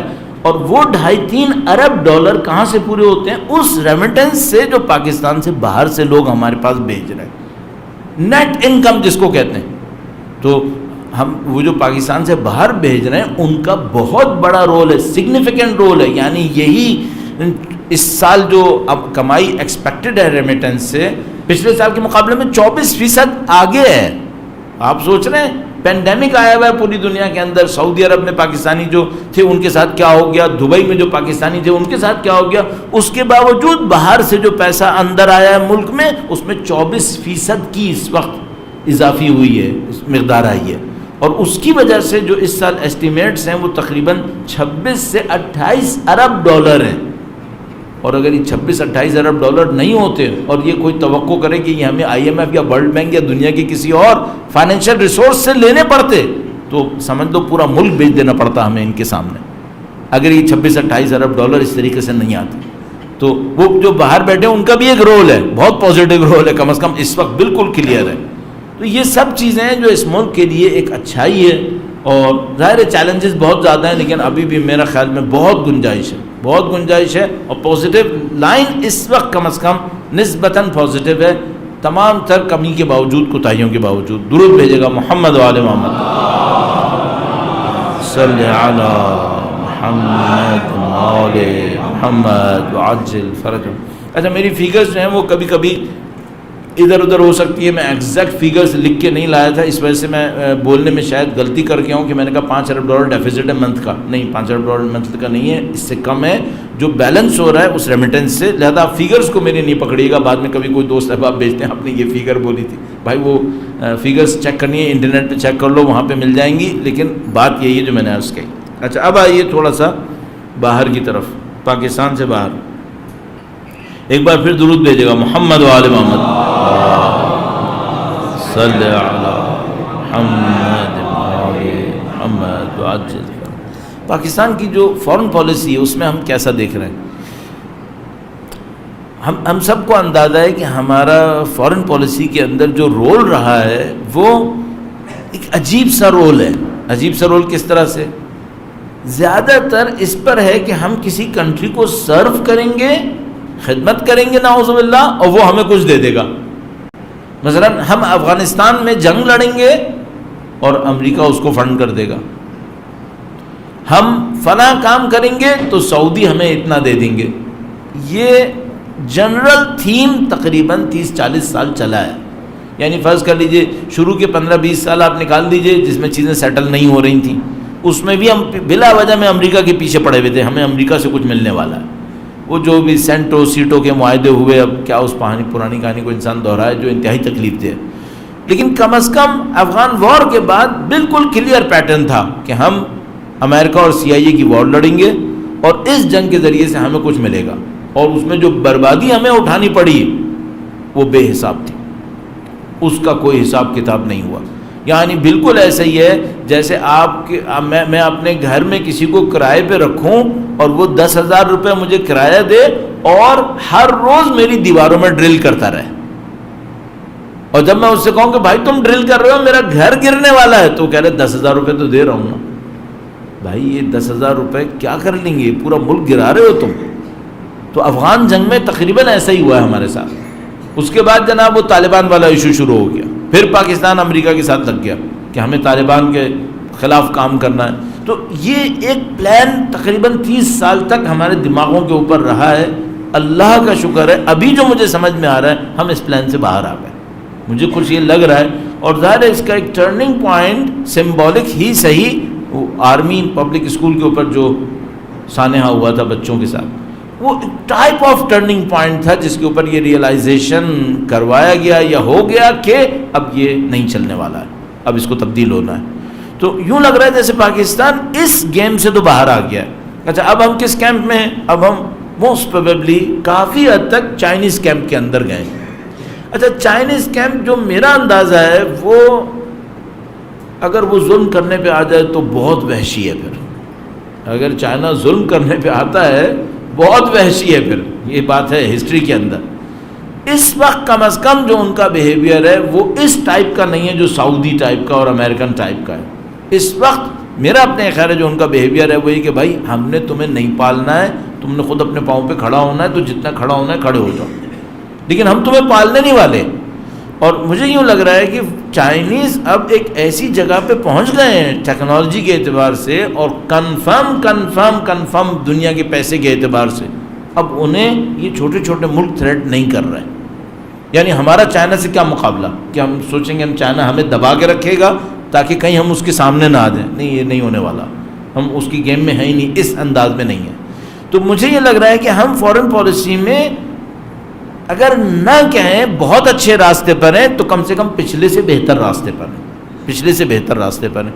اس راستے میں ایک خوبی یہ ہے کہ آپ کے انٹرنل افیئرز کے اندر سول وار نہیں آنا چاہیے۔ پچھلے راستے میں جو بہت بڑی مصیبت تھی وہ یہ کہ آپ کچھ بھی کرو گے آپ سول وار آئے گی۔ کیوں؟ جب آپ پوری دنیا کا اسلحہ یہاں سے گزار کے افغانستان بھیجو گے، پوری دنیا کی منشیات وہاں سے نکال کے باہر بھیجو گے، تو یہ دونوں نکلتے اور آتے بھی لیک بھی کریں گے یہاں پہ، اور وہ ہوا ہے۔ اور جب آپ پوری دنیا کے مجاہد یہاں پالو گے کہ وہ دوسرے محاذوں پہ لڑے، تو یہ مجاہد کبھی یہاں پہ بھی لڑیں گے، پھر نام نہاد مجاہد۔ اور وہ ہمارے ساتھ ہوا ہے. اس دفعہ جو گیم ہے اس کے اندر مجھے نہیں لگ رہا کہ ہمارے ساتھ سول وار کی کوئی کہانی ہونے والی ہے. ہاں یہ ہے کہ ہمارے اندر ڈیپینڈنس آئے گی. اس ڈیپینڈنس کو کیسے کاؤنٹر کرے گی اسٹیبلشمنٹ؟ میرے خیال میں اسٹیبلشمنٹ پاکستان کی فائنل ورڈز میں جاتے ہوئے بے وقوف نہیں ہے، ہرگز نہیں ہے. کافی عقل مند ہے، کافی ہوشیاری سے کام کر سکتی ہے. البتہ ان کے اپنے اصول ہیں، ان کے اپنے مفادات بھی ہیں، ان کے اپنے مفادات بھی ہیں. تو وہ ان لمٹس کے اندر رہتے ہوئے کام کریں گے. بہت زیادہ مثال کے طور پہ ہم یہ کہیں گے وہ سب کام وہی کریں گے، نہیں، ایسا نہیں ہونے والا. بہت سارے ان کے بھی اپنے گیمز ہیں، ان کے بھی اپنے طریقے ہیں، اور اس کو بھی چھیڑنے کی کوئی ضرورت ہی نہیں ہے. لیکن ان تمام کے باوجود پازیٹیو اینڈ ہے. تو میں پھر دوبارہ کہوں گا فارن پالیسی کے اندر بھی میرے خیال میں ہم صحیح راستے پر کافی بہتری پر ہیں. چیلنج ایک اور بھی ہے. اب اتنا تفصیل سے میں نے اس لیے عرض کر دیا، 23 مارچ تھی تو میں نے کہا اس کو میں تفصیل سے نپٹاؤں. ہمارے پاس بہت بڑا ایک چیلنج ہے. اکانومی بہتر ہوگی یا نہیں ہوگی؟ کنفرم ہوگی، میرا اپنا یہ خیال ہے، کنفرم ہوگی انشاءاللہ تعالیٰ. اس میں کوئی میرے لیے ڈاؤٹ نہیں ہے کہ یہ بہتر ہونے والی. چیلنج کیا ہے؟ ڈسٹریبیوشن بہتر ہوگی یا نہیں ہوگی، یہ کوشچن ہے. ایوب خان کے زمانے میں 60s میں پاکستان کی اکانومی بہت تیزی سے آگے گئی تھی، اور اس وقت کی جو اسپیڈ تھی وہ کم از کم ساؤتھ کوریا کو چیلنج کر رہی تھی اس وقت 60s میں. لیکن جو ہیومن ڈیولپمنٹ تھی، ڈسٹریبیوشن آف ویلتھ تھی، بالکل الٹی تھی، بالکل الٹی. یعنی جتنا یہاں پیسہ بڑھ رہا تھا اتنا ہی پیسے کا کنسنٹریشن بڑھ رہا تھا، اور اس کی وجہ سے جب ہم 70s تک آئے تو وی لاسٹ ایوری تھنگ. وہ جو رش تھا بقول ان کے، یہ ایوب خان صاحب کے ٹرین ایک جا رہی ہے پاکستان کی اکانومی کی، وہ سب غارت ہو گیا، اور الٹا سول وار آ گئی اور ملک بھی ٹوٹ گیا پھر اس کے بعد. تو اگر آپ اکانومی کو ڈیولپ کر رہے ہیں، پیسہ جنریٹ کر رہے ہیں، لیکن پیسہ تقسیم نہیں کر رہے، تو آپ پھر ٹائم بم خود سیٹ کیے بیٹھے ہیں پھر اپنے اوپر. چیلنج یہ ہے. پیسہ بن جائے گا یہاں پر. ٹرکی نے بنایا پیسہ یا نہیں بنایا؟ ٹرکی نے بے پناہ پیسہ بنایا ہے آخری چند سالوں کے اندر. پاکستان قطعاً یہ کام کر سکتا ہے، شاید ٹرکی کے پیرالل کر سکتا ہے، اس میں کوئی ڈاؤٹ نہیں ہے میرے نزدیک. لیکن چیلنج یہاں پر ہوگا، آیا ڈسٹریبیوٹ کرے گا یا نہیں کرے گا. ہمیں توقع نہیں ہے یہ لوگ انصاف کریں گے، ہر انسان کو اس کا حق دے دیں گے، نہیں. لیکن کم سے کم اتنا تو دو کہ ٹائم بم نہ بن جائے یہاں پر. اتنا تو ناانصافی نہیں کرو. تو پاکستان کو جو چیلنج سامنے آئے گا وہ پیسے کے بنتے ہوئے یہ چیلنج آئے گا. تو بہت سادہ سی ایک اور مثال ہے. 70s میں پیٹرو ڈالر تھا، پاکستانی مڈل ایسٹ گئے، وہاں سے بھر کے پیسہ لانا شروع ہو گئے، جیسے لٹرلی وہاں سے ٹوٹ رہا ہے درختوں سے. لیکن کیا اس نے پاکستان کو ڈیولپ کیا؟ نہیں. سوشل انجسٹس کو پروموٹ کیا. آرٹیفیشل پمپنگ ہو گئی ایک علاقے کے اندر، دوسرا علاقہ محروم بیٹھا دیکھ رہا ہے یہ کیا ہو گیا ہے. چیلنج یہ ہے. ہمارے پاس سینٹرز ہیں محرومیت کے، مثلا بلوچستان، یہ کیسے ختم ہوگا؟ اور اگر ہم یہ کہیں یہ ختم نہیں کریں گے اور یوں ہی چلے گا، نہیں، یہ نہیں چل سکتا ہے. ہمیں ڈسٹریبیوشن آف ویلتھ کو اگر نہیں صحیح کرنا تو پھر یہ نظام نہیں چلے گا. میں نے بتایا وہ ٹائم بم بنے گا، پھر دوبارہ بسٹ کرے گا. اور میرا اپنے خیال ہے کہ اسٹیبلشمنٹ کو اس بات کا شعور آ جانا چاہیے اس 70 سال کے اندر کہ یہ اس طرح سے نہیں چل سکتا ہے، آپ کو دینا ہوگا. اب مشکل یہ ہے کہ جب وہ دینے آئیں گے تو ان کی اپنی طاقت کے اوپر بھی ضرب لگے گی. آیا وہ اس لاس کو برداشت کریں گے کہ ان کی بھی اتھارٹی چیلنج ہوگی کہیں نہ کہیں؟ اگر ان کے اندر اتنا حوصلہ ہوا اسٹیبلشمنٹ کے اندر تو پھر تو سمجھ لو پاکستان کا معاملہ اس اعتبار سے بہت سیکیور ہے. لیکن اگر خدا نہ کرے انہوں نے یہ سوچا ہوا ہے کہ ہم پاکستان کی اکانومی کو بڑھائیں گے لیکن پولیٹیکل اویئرنیس نہیں بڑھنے دیں گے، جس طرح سے پہلے علیحدہ کیا ہوا تھا ابھی بھی علیحدہ رکھیں گے، یہ نہیں ہونے والا. پھر یہ ایک اور دفعہ بسٹ کرے گا پھر یہ. اور مجھے امید یہ ہے انشاءاللہ کہ ہماری اسٹیبلشمنٹ اور سگنلز بھی ہیں، انڈیکیٹرز بھی ہیں کہ وہ اس بات کو سمجھ رہے ہیں. ایک نشانی یہ ہے کہ حکومتیں 5 سال کا دور پورا کر رہی ہیں، وہ اس بات کو سمجھ رہے ہیں کہ ہمیں اس رینڈمنس کو صحیح کرنا ہوگا، اور یہ جو کیوس ہے اس کیوس سے ایک چیز نکالنی پڑے گی ورنہ یہ کام نہیں ہو پائے گا. بہرحال میں نے آپ کو بہت وقت لیا، ایک بار پھر درود بھیجے گا محمد و آل محمد صلی علی محمد عجل فرج. ختم کرتا ہوں، پھر ایک بات یاد آتی ہے، کچھ آرٹیفیشل چیلنجز ہیں ہمارے پاس، کچھ آرٹیفیشل کرائسسز ہیں، آرٹیفیشل ہیں، وہ بیسک نہیں ہیں. مثلا ابھی اگر ہم آج سے 6-8 سال پہلے سوچیں تو ہمارے سب کے دماغ کے اوپر بجلی کا بھوت چڑھا ہوا تھا. بجلی جا رہی ہے، بجلی یہ ہو رہی ہے. لاہور کے اندر 12 گھنٹے لائٹ جاتی تھی ہر گھنٹے پر لائٹ جائے گی، ہر گھنٹے پر. یہ قوم کے لیے کتنا پنشمنٹ تھی. ٹھیک ہے، یہ کرائسس جینوئن تھا کیا؟ نہیں، آرٹیفیشل تھا. تو یہ ضرور دیکھنا پڑے گا کہ آرٹیفیشل کرائسس کون سا ہے اور جینوئن کرائسس کون سا ہے. پاکستان کے اندر آئی ٹی کی گروتھ ٹھیک ٹھاک ہے، اور میں یہاں پہ ضرور تذکرہ کر دوں، مشرف کے زمانے میں ڈاکٹر عطاء الرحمان نے جو کنیکٹیوٹی کی پالیسی دی پاکستان کو، وہ بہت بڑا قدم تھا، بہت بڑا چینج تھا. اگر آپ میں سے کسی کو یاد ہو تو جب مشرف کا دور ہوا اور عطاء الرحمان صاحب منسٹر آف سائنس میرے خیال میں اس وقت بنے، اور اس وقت انہوں نے ٹیلی کمیونیکیشن کو پروموٹ کیا. اس وقت ایک کال اگر آپ کریں گے تو موبائل سے پیسے لگیں گے، جو کال ریسیو کرے گا وہ علیحدہ پیسے دے گا. یہ ہوتا تھا پہلے. اس وجہ سے موبائل تو چل کے ہی نہیں دے رہا تھا. عطاء الرحمان صاحب نے اس کو بند کروایا، پھر انٹرنیٹ کی کنیکٹیوٹی کو بڑھایا. وہ میجر پوائنٹ تھا، اور اس کی بیس پر آج ہم آئی ٹی کے اندر اس جگہ کے اوپر اپنے آپ کو دیکھ پا رہے ہیں کہ ہمارے بچوں نے کام کرنا شروع کر دیا، اور کنیکٹیوٹی اور ایپس کی ڈیولپمنٹ وغیرہ وغیرہ. یہ وہ فیلڈ ہے جس میں پاکستان یقیناً فلورش کرے گا انشاءاللہ تعالی، کوئی ڈاؤٹ نہیں ہے. اس میں پیسہ بہت ہے، اور اس میں بہت سارے ایسے کام ہوں گے جو ہم لوگوں کے لیے ادروائز کرائسس تھے، نہیں ہوں گے وہ کرائسس. یہی پاور، اگر یہ پاور آئی ٹی کے ذریعے سے سپورٹ ہو جائے، یہی ڈسٹریبیوشن آئی ٹی کے ذریعے سے سپورٹ ہوگی، اس میں کوئی کرائسس نہیں ہے. میں اس یقین پر ہوں اس کے اوپر. یہ آرٹیفیشل کرائسس ہے. تو اس طرح کی بہت ساری چیزیں جو آرٹیفیشل کرائسس ہیں. مثلا ہماری productivity, agriculture productivity waste land بنی ہوئی ہے اس وقت، ویسٹ لینڈ بنی ہوئی ہے. یعنی ہمارے جو فروٹس ہیں، اگر سائنٹیفک اسٹیٹسٹکس نہیں ہے ہمارے پاس، کم از کم ویسٹ ہمارا 30% ہے، کم از کم ویسٹ 30% ہے. اور اگر اس کو سپورٹ مل جائے آئی ٹی کی، کہ یہ پتا ہو کہ کس چیز کو کہاں کب جانا ہے، کہاں بننا ہے، تو یہ سمجھ لو 30% ویسٹ ریڈیوس ہو کے پتہ نہیں کتنے کم پہ آ جائے گا. اور جو پیسہ جنریٹ ہوگا وہ انارمس پیسہ ہوگا جو اس سے جنریٹ ہو سکتا ہے. بہت ساری ایسی چیزیں یہ ہوں گی یقیناً. اور اب یہ ہے کہ کچھ چیلنجز ریئل چیلنجز ہیں. مثلا آپ پانی کا چیلنج اگر آیا جینوئن ہوگا. بجلی کا چیلنج کرائسس آرٹیفیشل تھا، لیکن پانی کا اصلی ہوگا. پانی کا آرٹیفیشل نہیں ہوگا، پانی کا اصلی ہوگا. تو ہمیں فوراً پاکستان کو ان باتوں کے اوپر جو بالکل فنڈامنٹل 2+2=4 سے کام کرنا پڑے گا. کلائمیٹ چینج یہ کوئی آرٹیفیشل کرائسس نہیں ہے، یہ جینوئن کرائسس ہے. یہ مین میڈ کرائسسز ہیں جو ہم نے بنائے. اسی طریقے سے ہیومن لیول کے اوپر اگر اکانومی ڈیولپ کرتی ہے اور لبرل ڈیموکریسی کے ساتھ آئی اور لبرلزم کے ساتھ آئی، تو فیملی کولیپس کرے گی، فیملی کولیپس کرے گی. یہ ایک چیلنج بنے گا. تو ان تمام چیزوں کو دیکھ لو. یہ روڈ میپس ہیں جو پہلی دنیا میں فالو ہو چکے ہیں. یہ سب ہمارے آنکھوں کے سامنے ہوئے ہیں کہ یہ اس طرح سے ہوئے ہیں، اور یہ پاکستان کے اندر بھی ہو سکتے ہیں. تو یہ سب ہمیں ایڈریس کرنا پڑے گا. ایران میں اس وقت ایک بہت بڑی مشکل بن گئی ہے. ان کی پاپولیشن کی گروتھ 0 آ رہی ہے اس وقت. Population growth 0. اگر کسی ملک کی آبادی 2.2 سے کم گروتھ کرے، اس کا مطلب ہے یہ ملک ختم ہونے والا ہے. کسی ملک کی آبادی ایک پر فیملی 2.2% سے کم گروتھ کرتی ہے تو وہ ملک ختم ہونے والا ہے. اس کا مطلب ہے کیوں؟ ایک مرد ایک عورت ملے، انہوں نے شادی کی اور 2 بچے نہیں ہوئے یا 2 بچے سے کم ہوئے، اس کا مطلب کیا ہے؟ آبادی ریڈیوس کر رہی ہے. ایران میں بہت جگہ ایسی ہیں جہاں آبادی 0 گروتھ پر ہے.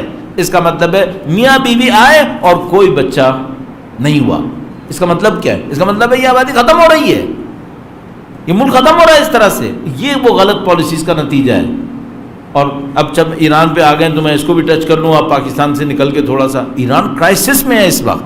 الحمدللہ رب العالمین ایک طرف سے بے پناہ مضبوط بنیاد ہے جس کے اوپر ایران کھڑا ہے. ان شہیدوں کی وجہ سے، قاسم سلیمانی جیسے لوگوں کی وجہ سے بہت مضبوط بنیاد پہ کھڑا ہے. ٹیکنالوجی کے اعتبار سے، ڈیفنس کے اندر وہ ایسی جگہ پہ کھڑے ہیں ان چیلنجڈ ہیں اس وقت الحمدللہ رب العالمین. اگر کوئی یہ کہ مبالغہ آرائی ہوتی نا تو ابھی تک ایران پہ 10 حملے ہو چکے ہوتے. اگر جو ہم کہہ رہے ہیں یہ مبالغہ آرائی ہوتی. یہ جو عین الاسد کے اوپر انہوں نے مارا اور ان کو کسی نے کچھ نہیں کہا، اس کا مطلب کیا ہے؟ اس کا مطلب یہ کسی میں ہمت نہیں رہی ہے کہ ان کے اوپر حملہ کرے.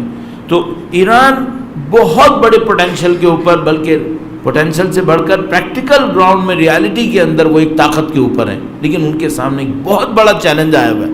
چیلنج کیا آیا ہوا ہے؟ عوام کو شعور کیسے دیں گے؟ آبادی کا ایک سیگمنٹ ہے 15-20%، انتہائی باشعور ہے، اور آبادی کا بہت بڑا سیگمنٹ ہے جو انتہائی بے شعور ہے، اور یہ بے شعور بار بار روحانی جیسوں کو لے کر آتا ہے، خاتمی جیسوں کو لے کر آتا ہے۔ جو چیلنج ایران کو بن گیا ہے وہ یہ کہ بھئی یہ پولیٹیکل سسٹم اسی طرح ووٹنگ کی بیس پہ چلنا ہے۔ نیتن یاہو اسرائیل کا وزیر اعظم ایک موقع پر ایک پروگرام کے اندر کھلے لفظوں میں کہتا ہے کہ عجیب بات یہ ہے کہ ایران جو ہمارا سب سے بڑا دشمن ہے، اس ریجن کا سب سے اوپن کنٹری ہے۔ اس نے کہا کہ وہ ہمارا سب سے بڑا دشمن ہے، لیکن کانٹرڈکشن اس وقت یہ، پیراڈاکس یہ ہے کہ یہ سب سے اوپن کنٹری ہے، سب سے اوپن کنٹری ہے، یہاں پہ کام کرنا بہت آسان ہے۔ تو ان لوگوں نے اس کے اوپر کام کیا۔ جب ایران نے اوپننیس دی ہے، ایران سعودی عرب نہیں ہے، ہر چیز ایک پریشر کے نیچے، UAE نہیں ہے کہ ہر چیز ایک پریشر کے نیچے، ہر چیز ایک تھمپ کے نیچے، وہاں بہت ساری چیزیں کھلی ہوئی ہیں۔ اس کھلنے کا انہوں نے فائدہ اٹھایا، سوشل میڈیا کے ذریعے سے، میڈیا کے ذریعے سے، سو کالڈ سیلیبریٹیز کے ذریعے سے انہوں نے لبرلزم کو پروموٹ کر دیا۔ اب وہ اتنی آبادی میں لبرلزم آ گیا ہے کہ وہ ہر دفعہ ایک عقل مند کو لے کر آتے ہیں، وہ ملک کو تباہی کے دہانے تک لے کر آتا ہے، دوبارہ ایک اور ایسے عقل مند لے کر آ جاتا ہے۔ جو کچھ روحانی صاحب نے ایران کے ساتھ کیا ہے، اگر خدا اس سے حساب لے، اس بندے نے ان کے ساتھ کیا برائیاں کی ہیں اللہ جانتا ہے۔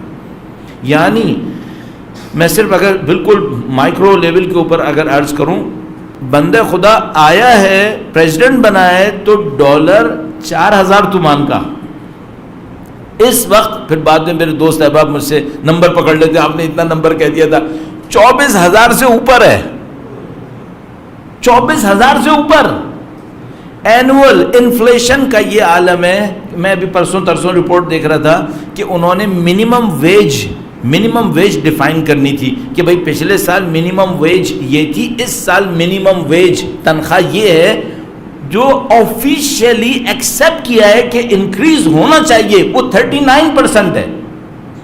اس کا مطلب ہے اس کنٹری کے اندر انفلیشن 40 سے تو اوپر ہی ہوگا۔ گورنمنٹ ایکسیپٹ کر رہی ہے کہ ہاں بھائی 39% تو تنخواہیں بڑھاؤ ورنہ ان کی زندگی ختم ہو جائے گی۔ آپ 40% انفلیشن کے ساتھ ایک ملک چلا رہے ہیں، یہ اس عقل مند انسان نے کر کے دیا ہے ان کو۔ تو چند سالوں کے اندر اس بندے خدا نے وہ ستیہ ناش مارا ہے جس کا کوئی حد نہیں ہے۔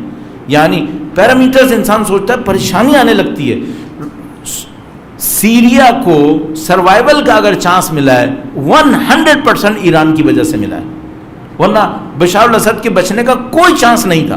اگر یہ مقاومت نہ آتی بیچ میں، ایران اور حزب اللہ اور فلاں یہ نہ آتے، بشار الاسد کا کوئی چانس نہیں تھا۔ سیریا بن گیا، بچ گیا۔ اچھا، اب سیریا کی ڈیولپمنٹ ہوئی ہے، ڈیولپمنٹ میں کن کو کانٹریکٹ ملنے چاہیے تھے؟ ایرانیوں کو، کہ بھئی تم نے ملک بچایا۔ 2% ملے ہیں، 2%، 98% ایران سے باہر گئے ہیں کانٹریکٹس۔ ایران 15 ملکوں کے ساتھ ہمسایہ ہے، 15 ملکوں کے ساتھ ہمسایہ۔ ان 15 ملکوں کی G D P export import جو ان 15 ملکوں کی ہے وہ $200 ارب سے زیادہ ہے۔ ایران کا شیئر کچھ $100 ملین ہے۔ یہ حکومت کی کارکردگی ہے اس وقت۔ تو میرا اپنے خیال ہے کہ 40 45 42 سال میں جو بدترین حکومت ایران کو مل سکتی تھی وہ اس عقل مند انسان کی صورت میں مل گئی ہے۔ اور جو انہوں نے ستیہ ناش مارا ہے وہاں پہ لوگوں کا، اور جو ان کے ساتھ حشر کیا ہے، اور اس کے بعد جناب علی بہانے بازی کہ یہ اس کی وجہ سے ہوا ہے، یہ اس کی وجہ سے ہوا ہے، مجھے کوئی ڈاؤٹ نہیں ہے کہ اگر خدا نہ کرے نعوذ باللہ تعالی اس پبلک نے پھر اس کا جیسا ایک بندہ سلیکٹ کر لیا تو سمجھ لو کہ اگلے 4 سال نہیں معلوم کیا واویلا ہونے والا ہے جو یہ کر کے گیا۔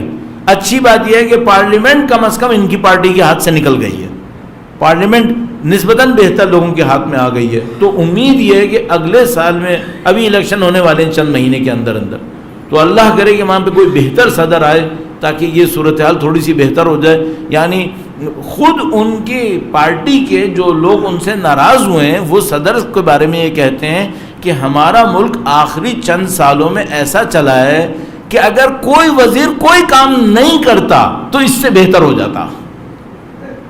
تو وہ خود کہہ رہے ہیں، جو ان کی پارٹی سے ناراض ہو کے نکلے ہیں وہ یہ کہہ رہے ہیں، میرا اشارہ ایک خاتون کی طرف ہے جن کا ہاشمی رفسنجانی سے تعلق ہے، انہوں نے یہ کہا کہ اگر یہ حکومت کچھ نہ کرتی تو شاید بہتر رہ جاتا، جبکہ وہ خود بھی انہی کے ساتھ ہیں۔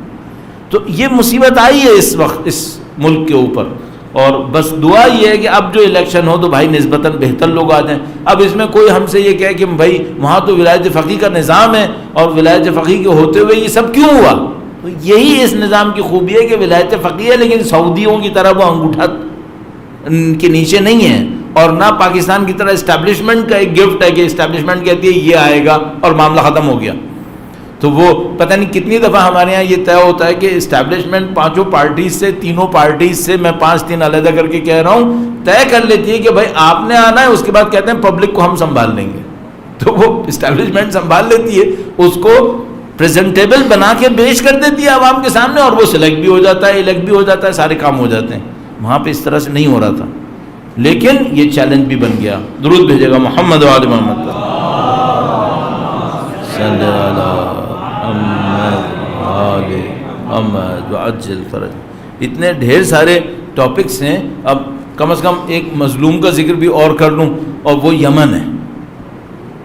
6 سال ہو گئے، اللہ اکبر۔ یعنی پہلے ہمارے سامنے مظلومیت کی نشانی تھا ایک افغانستان، کہ ہم دیکھتے تھے یار یہ بیچاروں کے ساتھ کیا ہوا ہے۔ 77-78 سے جو ڈرامہ شروع ہوا، 79 میں جو رشیا آیا اور یہ ہوا اور وہ ہوا، اور وہ 2010-12 تک کہانی چل رہی ہے اور آج تک چل رہی ہے۔ تو 40 سال ان کے چلے گئے، پوری جنریشن اس کے اندر ختم ہو گئی، اور 30 سال پہ ایک جنریشن شفٹ ہوتی ہے ہسٹری کے اندر۔ تو یہ تو سمجھ لو 2 نسلیں بیچاروں کی چلی گئی افغانستان۔ اس سے پہلے بھی کون سا وہاں پہ تاج محل بنے ہوئے تھے، ہم سب کو معلوم ہے۔ یمن کے ساتھ کیا ہو رہا ہے، مسلسل مصیبت میں ڈالا ہوا ہے، اور یہ سب کس وجہ سے ہوا ہے؟ ایک عقل مند، جیسا وہ روحانی عقل مند، ایک اور عقل مند سعودی عرب کے اندر آیا، اور اس نے سمجھا کہ یہ گیم تو 1 ہفتے کا ہے، میں 1 ہفتے میں یہ کر لوں گا اور یہ کر لوں گا، اور اس کے بعد معاملہ ختم ہو جائے گا۔ اور جب نہیں ہوا تو اس نے کہا نہیں 1 ہفتے کا نہیں، 1 مہینے کا ہے، بس میں نکال لوں گا۔ اور یہ وہ ہمارے شہزادے سلمان صاحب، محمد بن سلمان۔ تو 6 سال ہو گئے۔ اب جیسے حملہ ہوا تھا، رہبر معظم نے ایک جملہ کہا تھا اور فرمایا تھا کہ سعودیوں کے جیتنے کا چانس 0 سے کم ہے۔ صحیح ہے۔ آج 6 سال کے بعد جس چیز میں سعودیز، امریکنز، برٹش، ہم جیسے لوگ کسی کو کوئی ڈاؤٹ نہیں ہے، وہ کیا ہے؟ سعودیوں کے جیتنے کا کوئی چانس نہیں ہے۔ سب کو اچھی طرح پتہ ہے، سعودیوں کو بھی بہت اچھی طرح پتہ ہے، اور ان کے پیچھے پیچھے گھسنے والے چلنے والے اماراتیوں کو بھی بہت اچھی طرح پتہ ہے، اس جنگ میں ان لوگوں کے جیتنے کا کوئی چانس نہیں ہے۔ بلکہ اب گیم الٹا ہے کہ اب اگر چلتی رہی تو ہارنے کا چانس بہت زیادہ ہے۔ ہارنے کا چانس بہت زیادہ ہے۔ کیا مطلب ہارنے کا؟ ایسے ایسے علاقے ہاتھ سے نکلیں گے جن کو سعودیز بچا نہیں پائیں گے پھر بعد میں۔ تو اب سعودیز کم از کم اس کے اوپر آ گئے کہ اب وہ پیس پلانز آفر کر رہے ہیں۔ تو ابھی 2-3 دن پہلے انہوں نے ایک پیس پلان آفر کیا تھا، جب 25 مارچ یہ آنے والی ہے چونکہ ان کے حملے کی ڈیٹ ہے، تو 6 سال سے پہلے انہوں نے کچھ UN کے اندر پیش کیا کہ ہم یہ کرنا چاہ رہے ہیں، وہ کرنا چاہ رہے ہیں، جس کو فی الحال حوثیوں نے ریجیکٹ کیا ہے، چونکہ حوثی کہہ رہے ہیں کہ آپ کوئی بھی پلان دیں، پہلا کام یہ کریں کہ آپ نے جو بلاکیڈ کیا ہوا ہے ایئرپورٹ اور پورٹ کا، پہلے آپ بلاکیڈ ہٹائیں۔ اگر آپ بلاکیڈ نہیں ہٹائیں اور کوئی ایگریمنٹ سائن کروانا چاہ رہے ہیں، ہم کوئی ایگریمنٹ سائن نہیں کرنے والے۔ پہلا اسٹیپ آپ نے یہ اٹھانا ہے۔ سعودی یہ کہہ رہے ہیں پہلے آپ ایگریمنٹ سائن کرو، اس کے بعد تو پھر وہ جو وعدے کی پابندی میں ماہر ہیں وہ سب کو معلوم ہے، جو اپنی ملک کی ایمبیسی میں بلا کر جسم کے ٹکڑے کروا دے اور اس کے ٹکڑوں کو تیزاب میں پگھلا دے، روئے زمین سے غائب کر دے ایمبیسی میں بلا کر، یہ کہہ رہا ہے کہ اس کے ساتھ ایگریمنٹ کر لیا جائے۔ تم اگر ایگریمنٹ کے اہل ہوتے تو تمہارے ساتھ جو آبادی تم اپنے آبادی کے ساتھ کرو وہی بتا دیتے، بہتر ہو جاتا۔ یا مثلا آج اگر امریکہ آ کر کے ہم سے کوئی ایگریمنٹ کرے تو اس سے سب سے پہلے پوچھنا پڑے گا جو پچھلے ایگریمنٹ تم نے توڑے ان کا کیا ہوگا۔ یہ جو ایران کہہ رہا ہے کہ ہم اب مذاکرہ نہیں کریں گے امریکہ سے، وہ اس خاطر کہہ رہا ہے کہ جب ہم نے سالوں مذاکرے کیے، اقوام متحدہ نے اس کو سیکیورٹی کونسل کی ریزولوشن بنا کر پیش کیا، اور وہ ڈونلڈ ٹرمپ صاحب کہتے ہیں میں نے سائن کر دیا ہم باہر نکل رہے ہیں، تو پھر اس کا مطلب یہ کہ تمہاری کسی بات کا کوئی اعتبار نہیں ہے۔ ایک بات میں کہتا چلوں، جتنا امریکہ کو نقصان ڈونلڈ ٹرمپ نے پہنچایا ہے، میں دعا کر رہا تھا دوبارہ آ جائے، گرچہ اس کی شکل دیکھنا میرے لیے بعض اوقات سخت ہو جاتا تھا، تو میں سوچتا تھا یار میری فیلڈ پالیٹکس ہے، مجھے پڑھنا پڑے گا، پھر 4 سال اس کی شکل دیکھنی پڑے گی، لیکن میں سوچتا تھا اس کے آنے کا جو فائدہ ہے اس کو دیکھتے ہوئے آ جائے تو بہتر ہے۔ آخر میں ایک بات ہے، امریکن بھی انسان ہے، انہوں نے ان انسانوں کے ساتھ بھی اچھا نہیں کیا، کاش ایسا ہوتا یہ امریکن کے ساتھ اچھے ہوتے، کسی کے ساتھ اچھے نہیں ہیں۔ یہ دیکھو نا، یہ بلینرز اور بیلون ہو گئے اس پینڈیمک کے اندر، کم سے کم امریکنز پہ رحم کر لیتے، کم سے کم ان کو دے دیتے۔ تو ایسا نہیں ہے کہ امریکنز اپنے لیے اچھا ہے ہمارے لیے برا ہے، نہیں، کسی کے لیے بھی اچھے نہیں ہیں، نشانی صاف ہے۔ اور جو پہلے ہوا ہے ہسٹری کے اندر وہ تو خیر دہرانے کی ضرورت ہی نہیں ہے، کس طرح انہوں نے ہر قوم نے ایک دوسرے کو لوٹا ہے۔ بہرحال تو اس میں کوئی ڈاؤٹ نہیں ہے کہ یمن نے قطعاً اس معرکے کے اندر جیتنا ہے، اس میں کوئی ڈاؤٹ نہیں ہے، اور یہ سب اثر ہے مقاومت کا۔ ایران نے لبنان میں، عراق کے اندر، یمن کے اندر، سب نے اس بات کو ثابت کر دیا ہے، واحد راستہ، اور فلسطین میں قطعاً واحد راستہ مقاومت ہے، ریزسٹنس۔ اور اگر آپ سرنڈر ہونے کی طرف جا رہے ہیں، یہ آپ کی مشکل کو حل نہیں کرے گا، سرنڈر کرنا کبھی مشکل کو حل نہیں کرے گا۔ واحد راستہ یہ ہے کہ آپ مقابلہ کریں، اور الحمدللہ رب العالمین حوثیوں نے مقابلہ کیا، اللہ نے ان کو فتح دی۔ وہ جو بڑا اچھا جملہ مشہور ہے، جس طرح شہید نمر کے کچھ جملات بہت مشہور ہیں، تو ان کے حوثیوں کا بھی ایک جو لیڈر ہیں بدر الدین، ان کا ایک بڑا اچھا جملہ مشہور ہے کہ انہوں نے سعودیوں سے کہا کہ اگر ہوا تمہارے پاس ہے، پانی تمہارے پاس ہے، اسلحہ تمہارے پاس ہے، دولت تمہارے پاس ہے، امریکہ، انگلینڈ، اسرائیل سب تمہارے پاس ہے، اور تم پھر بھی ہار رہے ہو، تو اس کا صرف ایک مطلب ہے، خدا تمہارے ساتھ نہیں ہے، خدا تمہارے ساتھ نہیں ہے، ورنہ تم کیوں نہیں جیت رہے؟ اور یہ مقاومت ہے، یہ جو عنصر ہے، فاستقم کما امرت ومن تاب معک۔ ہمارے پاس روایت موجود ہے کہ اللہ کے نبی نے فرمایا کہ اس آیت نے مجھے ہلا دیا، میں اردو میں ذرا ہلکا کر کے عرض کر رہا ہوں، اس آیت نے ہلا دیا مجھے، کیا آپ بھی مقاومت کریں، ومن تاب معک، اور آپ کے ہمراہ ایک گروہ وہ بھی مقاومت کریں۔ انفرادی مقاومت نہیں چلتی، ایک اجتماعی مقاومت کرنی پڑتی ہے، اور وہ اجتماعی مقاومت جو ہوتی ہے وہ انتہائی سخت ہے۔ کیوں؟ جب آپ کے بچے بھوکے ہوں اور آپ برداشت کریں، جب آپ کے گھر پہ ہر روز بمباری ہو رہی ہو اور آپ صبر کریں اور مقاومت دکھائیں، آپ کے بھائی بہنیں شہید ہو رہے ہوں بار بار، آپ مقاومت دکھائیں۔ یہ جو ایران کو یہ عزت ملی ہے الحمدللہ رب العالمین، یہ 8 سال کا جنگ کوئی بھول سکتا ہے کیا؟ مشکل ہم لوگوں کے ساتھ یہ ہے جو پاکستان میں خاص کریں، حتیٰ ایران کے اندر بھی یہ مشکل ہے کہ وہاں پہ لوگ بھول گئے ہیں، بہت سارے لوگ، کہ 8 سال جنگ میں لوگوں نے کیا قربانیاں دی، کیا ایثار کیا، اور یہاں تو چونکہ دیکھا ہی نہیں کبھی، تو احساس بھی نہیں ہوا۔ مقاومت وہ ہوتی ہے، مقاومت آسان کام نہیں ہے، مقاومت کہنے سننے کی باتیں نہیں ہیں، کرنے کی ہوتی ہیں، اور بہت سخت ہوتی ہیں، ہم سب کو اندازہ ہے۔ ایک حد تک وہ اہل کراچی بھی جانتے ہیں کہ کیا ہوتا ہے، ایک حد تک، لیکن ظاہر ہے وہ بات کچھ اور ہے جو ان لوگوں نے جھیلا ہے اور جھیل رہے ہیں الحمدللہ رب العالمین۔ خدا متعال سے دعا کرتے ہیں پروردگارہ ان تمام مظلوموں کی آزادی اور رہائی کے لیے، ان کے مصائب کے اختتام کے لیے اپنے وارث اور حجت کے ظہور میں تعجیل فرما۔ خدایا ان کی نصرت کرنے والوں کی تعداد میں اضافہ فرما، ہمیں ان اعوان و انصار سے متصل ہونے کی سعادت نصیب فرما۔ اے پاک پروردگار، زندگی کا اختتام شہادت کی موت قرار فرما۔ ربنا تقبل منا انك انت السميع العليم وتب علينا انك انت التواب الرحيم بجاہ نبیک وعطرتہ الطاہرین۔ تمام مظلوموں کی کامیابی کے لیے، بالاخص یمن کے مظلوموں کی کامیابی کے لیے اور بربادی کے لیے، ظالموں کے لیے، جس میں امریکہ سر فہرست اسرائیلی نظام، اور یہ تمام ظالمین جو اس نظام کے تحت جمع ہیں، ان کی بربادی کے لیے درود بھیجیں محمد و آل محمد۔ صلی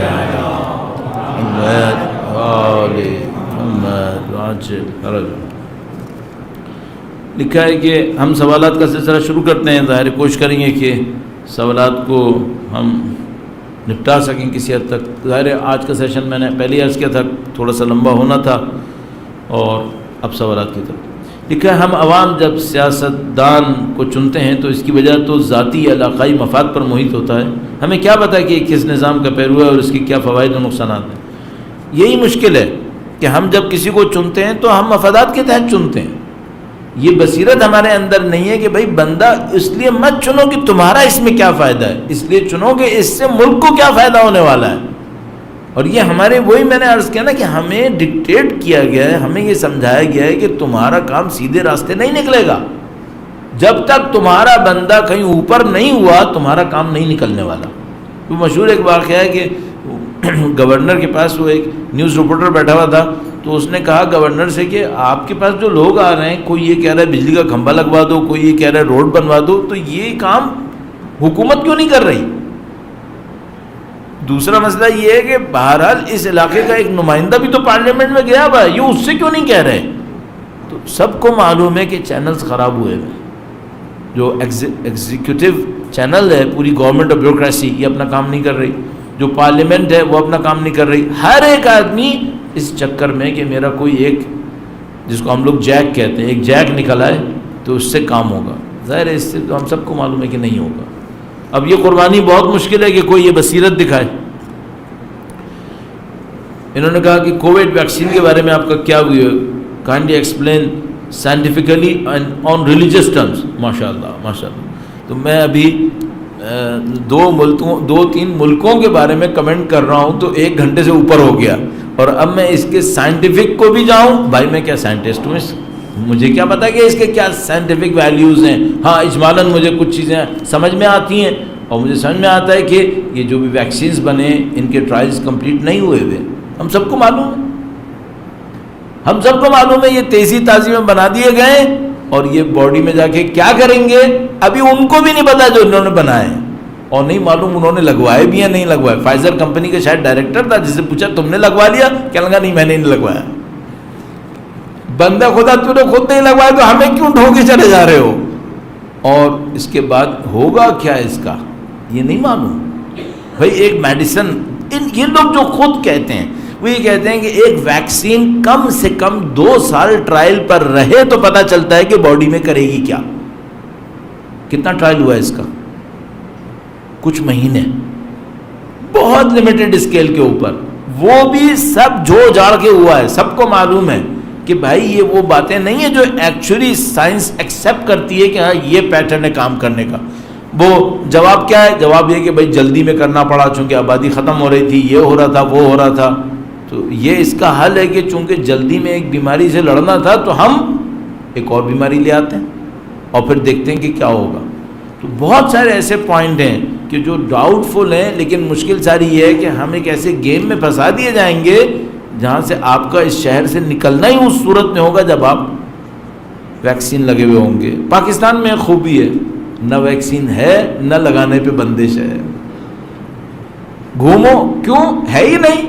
بھائی ان ملکوں میں پیپر چیک ہو رہے ہیں جہاں پہ انہوں نے لگایا ہے. مثلا UAE میں مثلا کہہ رہے ہیں بھائی آپ گورنمنٹ آفس میں جائیں گے تو آپ کے پاس وہ QR کوڈ ہونا چاہیے جس میں پتہ ہے کہ آپ کو ویکسین لگا ہے. تو ہمارے یہاں الحمدللہ ابھی ہے ہی نہیں. تو ہم فارغ ہیں، اللہ کا شکر ہے، گھوم پھر رہے ہیں، ہمیں کوئی پرابلم نہیں ہے. مجھے صرف ایک ڈر ہے، یہ ویکسین وائرس سے بڑھ کر کوئی مصیبت نہ لے آئے. اس وقت ڈر یہ ہے. اللہ کرے کہ اس سے بہتر ہو اور انسانوں کو اور کسی مصیبت میں مبتلا نہ کر ڈالیں. لیکن آثار اچھے نہیں ہیں، آثار کم سے کم اچھے نہیں ہیں. یعنی جو انڈیپینڈنٹ بعض لوگ رپورٹ کریں، دیکھو ہم لوگ سائنٹسٹ نہیں ہیں، ہم لوگ ڈاکٹرز نہیں ہیں، ہمیں کچھ نہیں پتا، ہم لوگ صرف انہی کی باتیں سنتے ہیں. اس کے سوا ہمارے پاس کوئی لیب نہیں ہے کہ ہم جا کے اپنی لیب کے اندر بھیجیں کہ بھائی اس میں کیا ہوا. لیکن وہ لوگ جو باتیں کہہ رہے ہیں وہ یہ کہ اگر ان تمام چیزوں کو جو انہوں نے پیچز کیے ہیں، مثلا اس جگہ ٹرائل ہوا ہے، رزلٹ 94% ہے سکسیس کا. اگر وہ ساری چیزیں نکال دیں کہ جو انہوں نے پیچ کیا ہے، اس کو اگنور کر دو، اس کو اگنور کر دو، رزلٹ 94% ہے، تو کہہ رہے ہیں اصل رزلٹ 19% ہے. اصل رزلٹ 19% ہے. جن کمپنیز نے وائرس بنائے ہیں ان میں ایسی کمپنیز بھی مشہور ہیں، اس کا وائرس ٹھیک ٹھاک چل رہا ہے، جس کو بنے ہوئے 10 سال ہوئے ہیں، اس نے آج تک کوئی ویکسین بنایا ہی نہیں تھا، یہ اس کا پہلا ویکسین ہے۔ تو کیا ہونے والا ہے آگے اللہ جانتا ہے کیا ہونے والا ہے، لیکن بہرحال آثار اچھے نہیں لگ رہے۔ البتہ چائنیز ویکسین اور رشین ویکسین میں ایک خوبی یہ ہے کہ وہ جین تھراپی نہیں ہے، کم از کم اگر ایک ٹرم کو میں ان لوگوں سے سیکھ کے استعمال کر لوں تو وہ کم از کم وہ نہیں ہے، اس کا مطلب اس کا خطرہ اتنا نہیں ہوگا۔ لیکن یہ جو دوسری کمپنیز سے آ رہے ہیں، یو کے اور امریکہ سے آ رہے ہیں، اس کو تو رہبر معظم نے خود منع کیا ہے کہ یہ مجھے نہیں چاہیے، یہ ہمیں نہیں چاہیے ایران کے اندر۔ اس کی وجہ ایک یہ بھی ہے، پروفس پیچھے نہیں ہیں، پیچ اپس ہوئے ہوئے ہیں۔ سب سے بڑی مشکل یہ جینز تھراپی ہے، اور وہ ایک علیحدہ اسٹوری بن گئی۔ بار رہبر نے اس سال کو تولید، پشتبانی یا معنی زدائی قرار دیا، اس کی کیا مطالب ہماری زندگی میں کیسے اثر رکھتے ہیں؟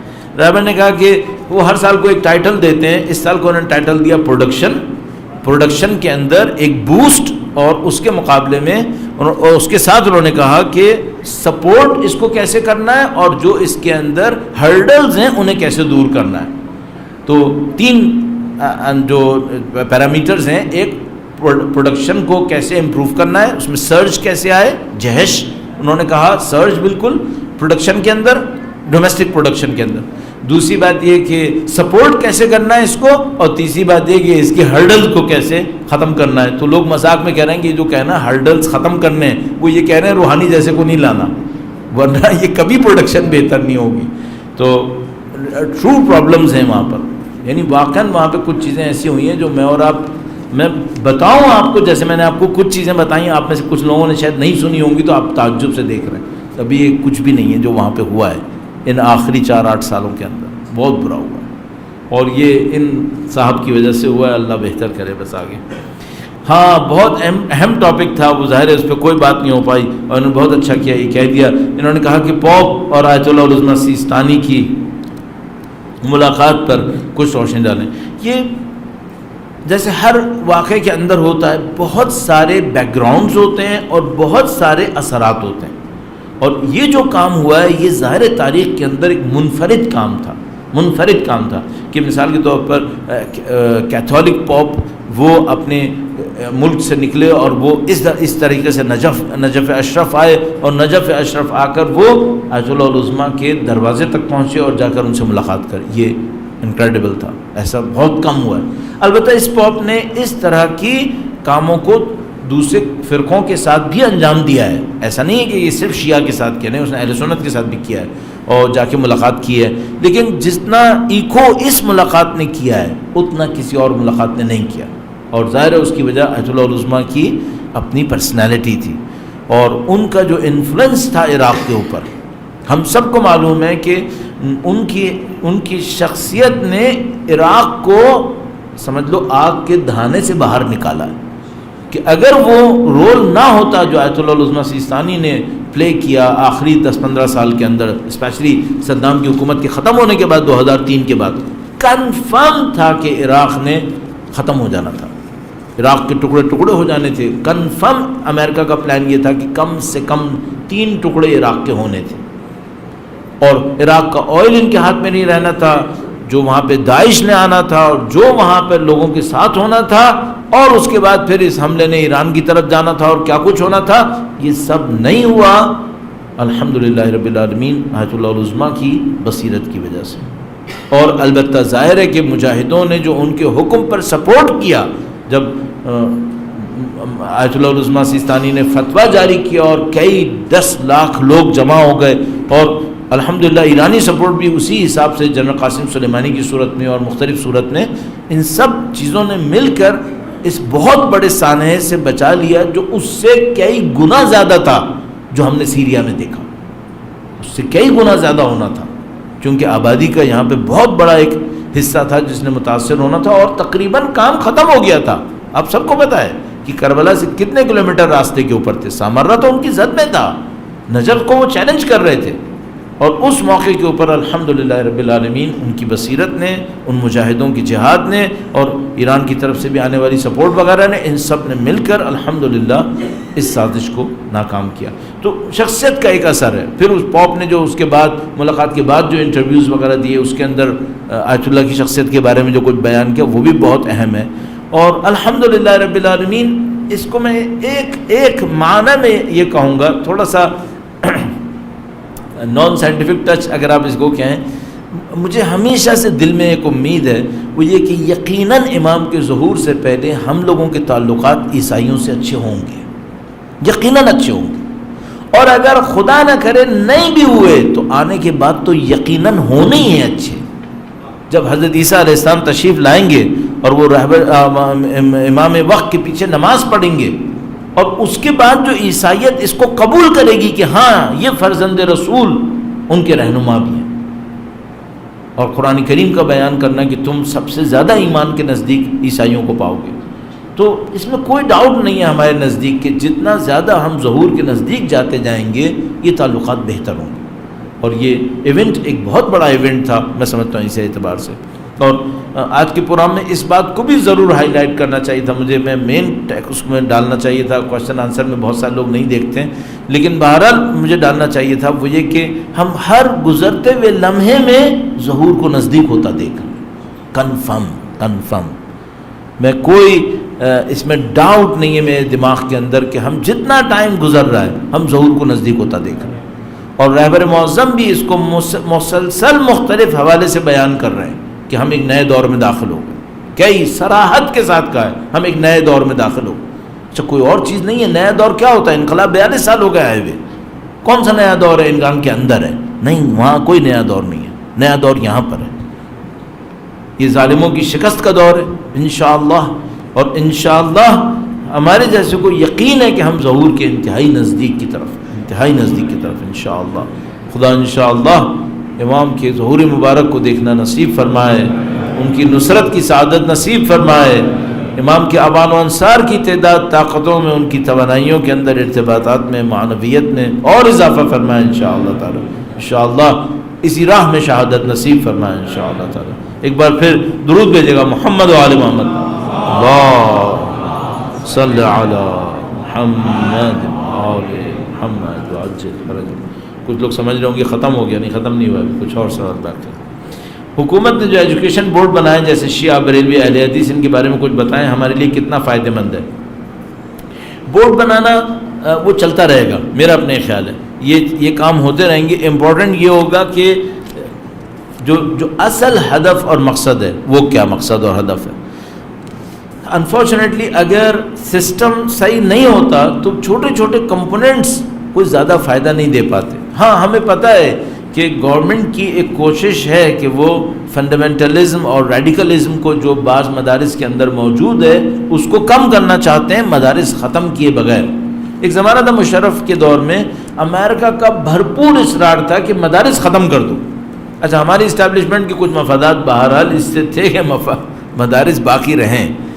اب مجھے ایک بات سمجھ میں آ رہی ہے کہ یہ مطالبہ معقول نہیں ہے کہ مدارس شٹ ڈاؤن کر دیے جائے، نہیں یہ معقول نہیں ہے۔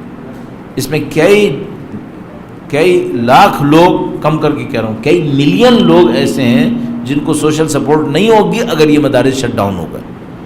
کنفرم ان مدارس کو ایک اور نظر سے دیکھنا ہوگا، ایک اور طریقے سے اس کو لے کے جانا ہوگا، لیکن بند کرنا کسی بھی طرح سے عقل مندی کا فیصلہ نہیں ہوگا۔ اب یہ کہ حکومت اپنی ترکیب میں کامیاب رہے گی یا نہیں رہے گی، بدقسمتی یہ ہے کہ جو مدرسوں کو صحیح کرنے کا دعویٰ کر رہے ہیں وہ اپنے پرائمری اسکولز کو صحیح نہیں کر پائیں، وہ اپنے سیکنڈری اسکولز کو صحیح نہیں کر پائے، تو ہم کیا امید لگائیں کہ یہ ان مدرسوں کو صحیح کر پائیں گے؟ یہ ڈاؤٹ ہے یہاں پر، اصل مشکل یہاں پر۔ کیا ایران اور پاکستان کے نئے بارڈر کے حوالے سے کیا ان دونوں ممالک میں کوئی نئے معاہدے ہوئے ہیں؟ کنفرم ہوئے ہیں اور بہتری کی طرف ہیں، اور پاکستان یقیناً اس سے بینیفٹ لینا چاہتا ہے، ایران بھی بینیفٹ لینا چاہتا ہے۔ میں نے بتایا ایران کے اوپر ٹھیک ٹھاک پریشر ہے کہ بھئی آپ کے اطراف میں 15 ملک ہیں، بہت کم دنیا کے ملک ہیں جن کے 15 ہمسائے ہوتے ہیں، ایران کے پاس 15 ہمسائے ہیں جن کے ساتھ وہ ٹریڈ کر سکتا ہے، پاکستان کے ساتھ ٹھیک ٹھاک ٹریڈ ہو سکتی ہے، لیکن ظاہر ہے ایک بیریئر جو ہے وہ امریکہ کی پابندیاں ہیں کہ جب آپ بینکنگ سسٹم کے اندر نہیں ہے تو آپ کے ساتھ کوئی ٹریڈ کیسے کرے گا۔ لیکن اگر ایرانی تھوڑا سا محنت کریں، اور پاکستان کی بھی ضرورت ہے اس میں، تو یہ نیا بارڈر کا کھلنا اور بہت سارے ایسے کام ہو سکتے ہیں جہاں بہت ساری چیزیں ہو سکتی ہیں. ابھی الحمدللہ پورے میرے خیال میں کراچی بھر میں تو ایرانی پروڈکٹ اتنی بھر گئی ہیں، اور اتنے ہمارے دوست احباب اس سے کما بھی رہے ہیں الحمدللہ، دکانیں کھولنی ہے کہ سب کو اندازہ ہو رہا ہے کہ ہاں بھائی یہاں سے بہت کچھ ہو سکتا ہے، پروڈکٹس بھی اچھی ہیں، کوالٹی بھی اچھی ہے، اور پیسے کے حساب سے بھی بہتر ہے. تو اگر یہ بہت بڑے سطح کے اوپر ہو تو بہت سارے بینیفٹ ہو سکتے ہیں. بہت کچھ ہے ایران کے اندر دینے کے لیے، بہت کام ہے. یعنی اگر تھوڑا سا انسان سوچے کہ وہ ٹیکنالوجیز جو ایران سے آ سکتی ہیں وہ کیا ہیں، پتہ نہیں کتنی چیزیں ہیں. یہ تو ایرانیوں کا ایک تو ایٹیٹیوڈ مصیبت ہے، ان کا دماغ ہی نیچے نہیں آتا ہے، وہ یورپ سے نیچے کسی کے ساتھ کام ہی نہیں کرنا چاہتے ہیں. یہ روحانی صاحب کی جو بدبختیاں ہیں نا، ان کی بدبختیوں میں سے ایک بدبختی ہے. 8 سال انہوں نے ایرانی قوم کو، وہ جو ایک ہمارے یہاں عوامی ایک جملہ استعمال کرتے ہیں نا، ٹرک کی بتی کے پیچھے لگا دیا، اس کے پیچھے لگا دیا کہ امریکہ کے ساتھ ایگریمنٹ ہو جائے گا، یہ ہو جائے گا، وہ ہو جائے گا. بیوقوفو، اگر امریکہ اور یورپ کے بجائے تم یہ ایشین اور دوسرے افریقن کنٹریز کے ساتھ ٹریڈ کرتے تو اس سے 10 گنا زیادہ ہو جاتا جو تم امریکہ اور یورپ سے لے کے کرنا چاہ رہے تھے. لیکن وہ ان کی کھوپڑی میں ہی نہیں آنکھیں دیتی، وہ دوسرے انسانوں کو انسان سمجھنے کو تیار نہیں ہوتے. تو سب سے بڑا عنصر جو اس وقت امپورٹنٹ ہے، میں نے کہا ہیومن ڈیولپمنٹ ہے. ایرانیوں کی جو بہت بڑی ایک پرابلم ہے وہ یہ کہ جو اس سیگمنٹ کی، روحانی سیگمنٹ کی، وہ یہ کہ ان کے نزدیک انسان کی ویلیو نہیں ہے. یہ جتنا بھی انہوں نے نعرے لگائے، ہم رسپیکٹ اور ہم عزت کے اوپر کام کر رہے ہیں، عزت سے یہ تھوڑی ہوتی ہے کہ میں اپنے بھائی کو عزت دوں. عزت یہ ہوتی ہے کہ جس کو میں سوشلی اپنے سے بہت نیچے سمجھ رہا ہوں، غلط سمجھ رہا ہوں، صحیح سمجھ رہا ہوں، اس کو عزت دوں. تو اگر ایرانی اس کام کو کریں، اور ان کے ہاں ایک حصہ ہے 10-15% جو اس بات کو سمجھتا ہے کہ ہمیں دوسروں کو عزت دینی ہے، اگر واقعاً گورنمنٹ کی سطح پہ اس بات کو سمجھ جائیں کہ ہمیں عزت دینی ہے، تو بھئی یہ جو ٹرکی جا کر افریقہ کے اندر اتنا بزنس کر رہا ہے، اتنا بزنس کر رہا ہے، اس کے پاس کون سی ٹیکنالوجی ہے جو ایران کے پاس نہیں ہے؟ کر سکتے ہیں، لیکن پہلے آپ کو دوسرے کو عزت دینی ہوتی ہے. الحمدللہ رب العالمین. دیکھو ایک آدمی اگر وہ شیخ زکزکی جیسا آتا ہے، پورے ملک کو اٹھا کے اس نے کہاں سے کہاں پہنچا دیا. اگر وہ واقعاً اس پہ کام کرتا ہے کہ مجھے دوسروں کو عزت دینی، تو ان کو بھی یہ سیکھنا تھا. اگر یہ سیکھتے تو یہ بہت سارے کام کر سکتے تھے. اللہ کرے کہ ان کے جو اچھے لوگ ہیں وہ سامنے آئیں، حکومتوں پر آئیں اور نسبتاً بہتر افراد کر پائیں.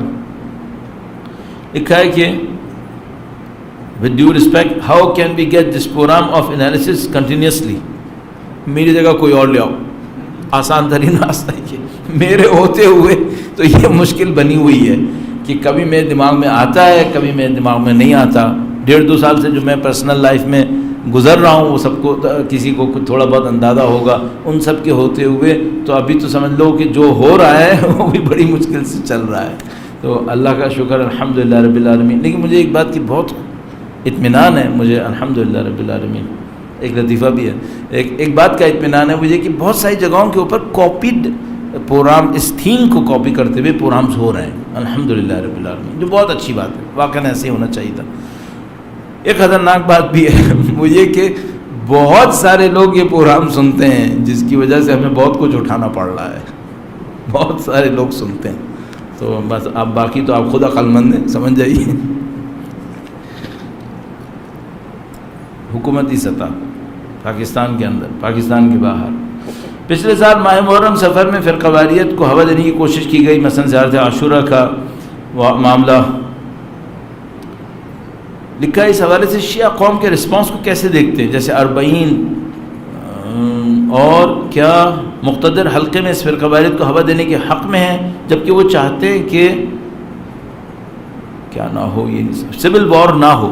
ہاں، یہ بات سمجھ میں آتی ہے کہ حکومت کے اندر بھی بہت سارے پریشر گروپس کام کرتے ہیں.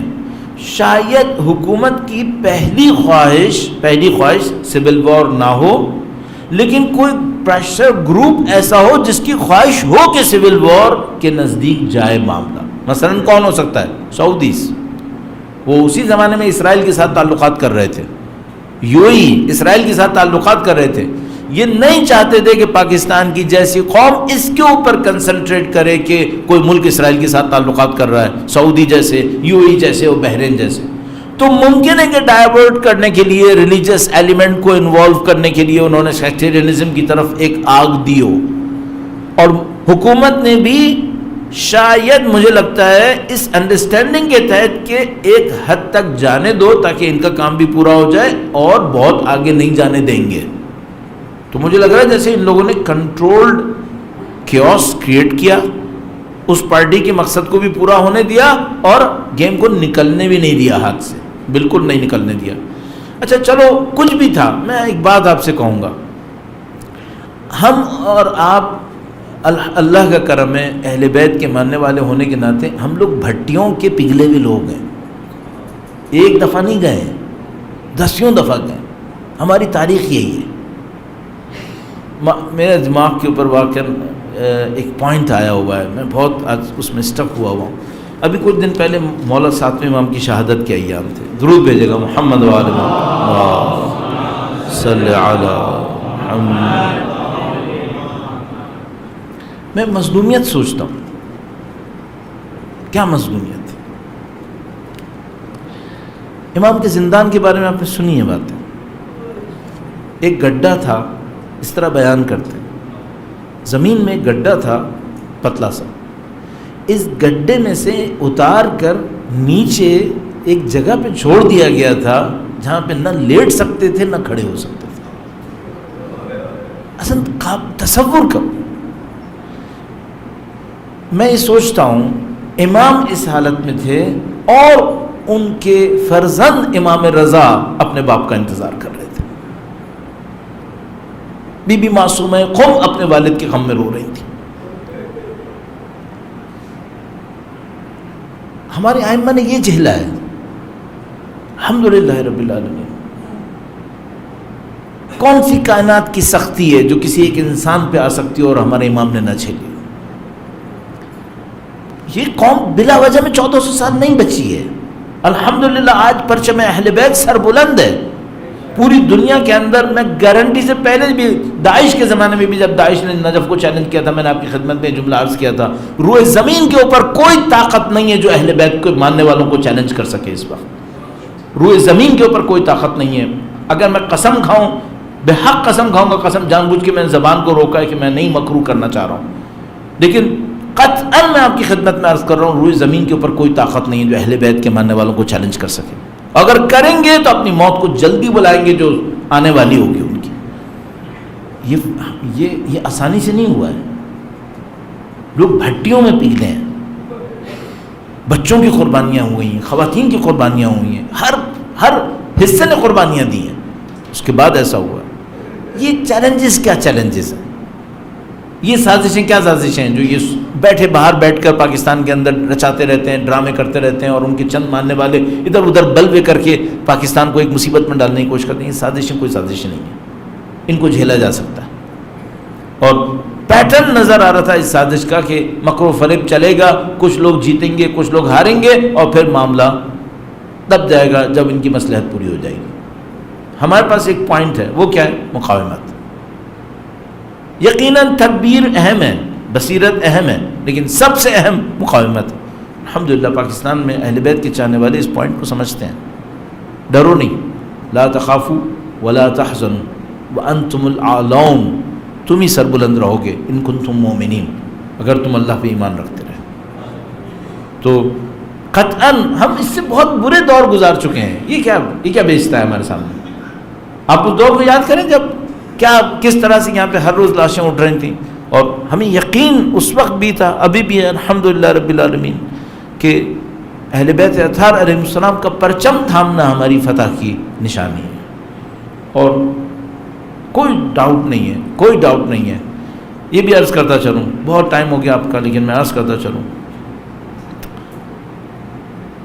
آئے کریمہ لیمیز اللہ الخبیث من الطیب, اللہ حادثات کو لے کر آئے گا تاکہ پاکیزہ کو ناپاکیزہ سے علیحدہ کرے.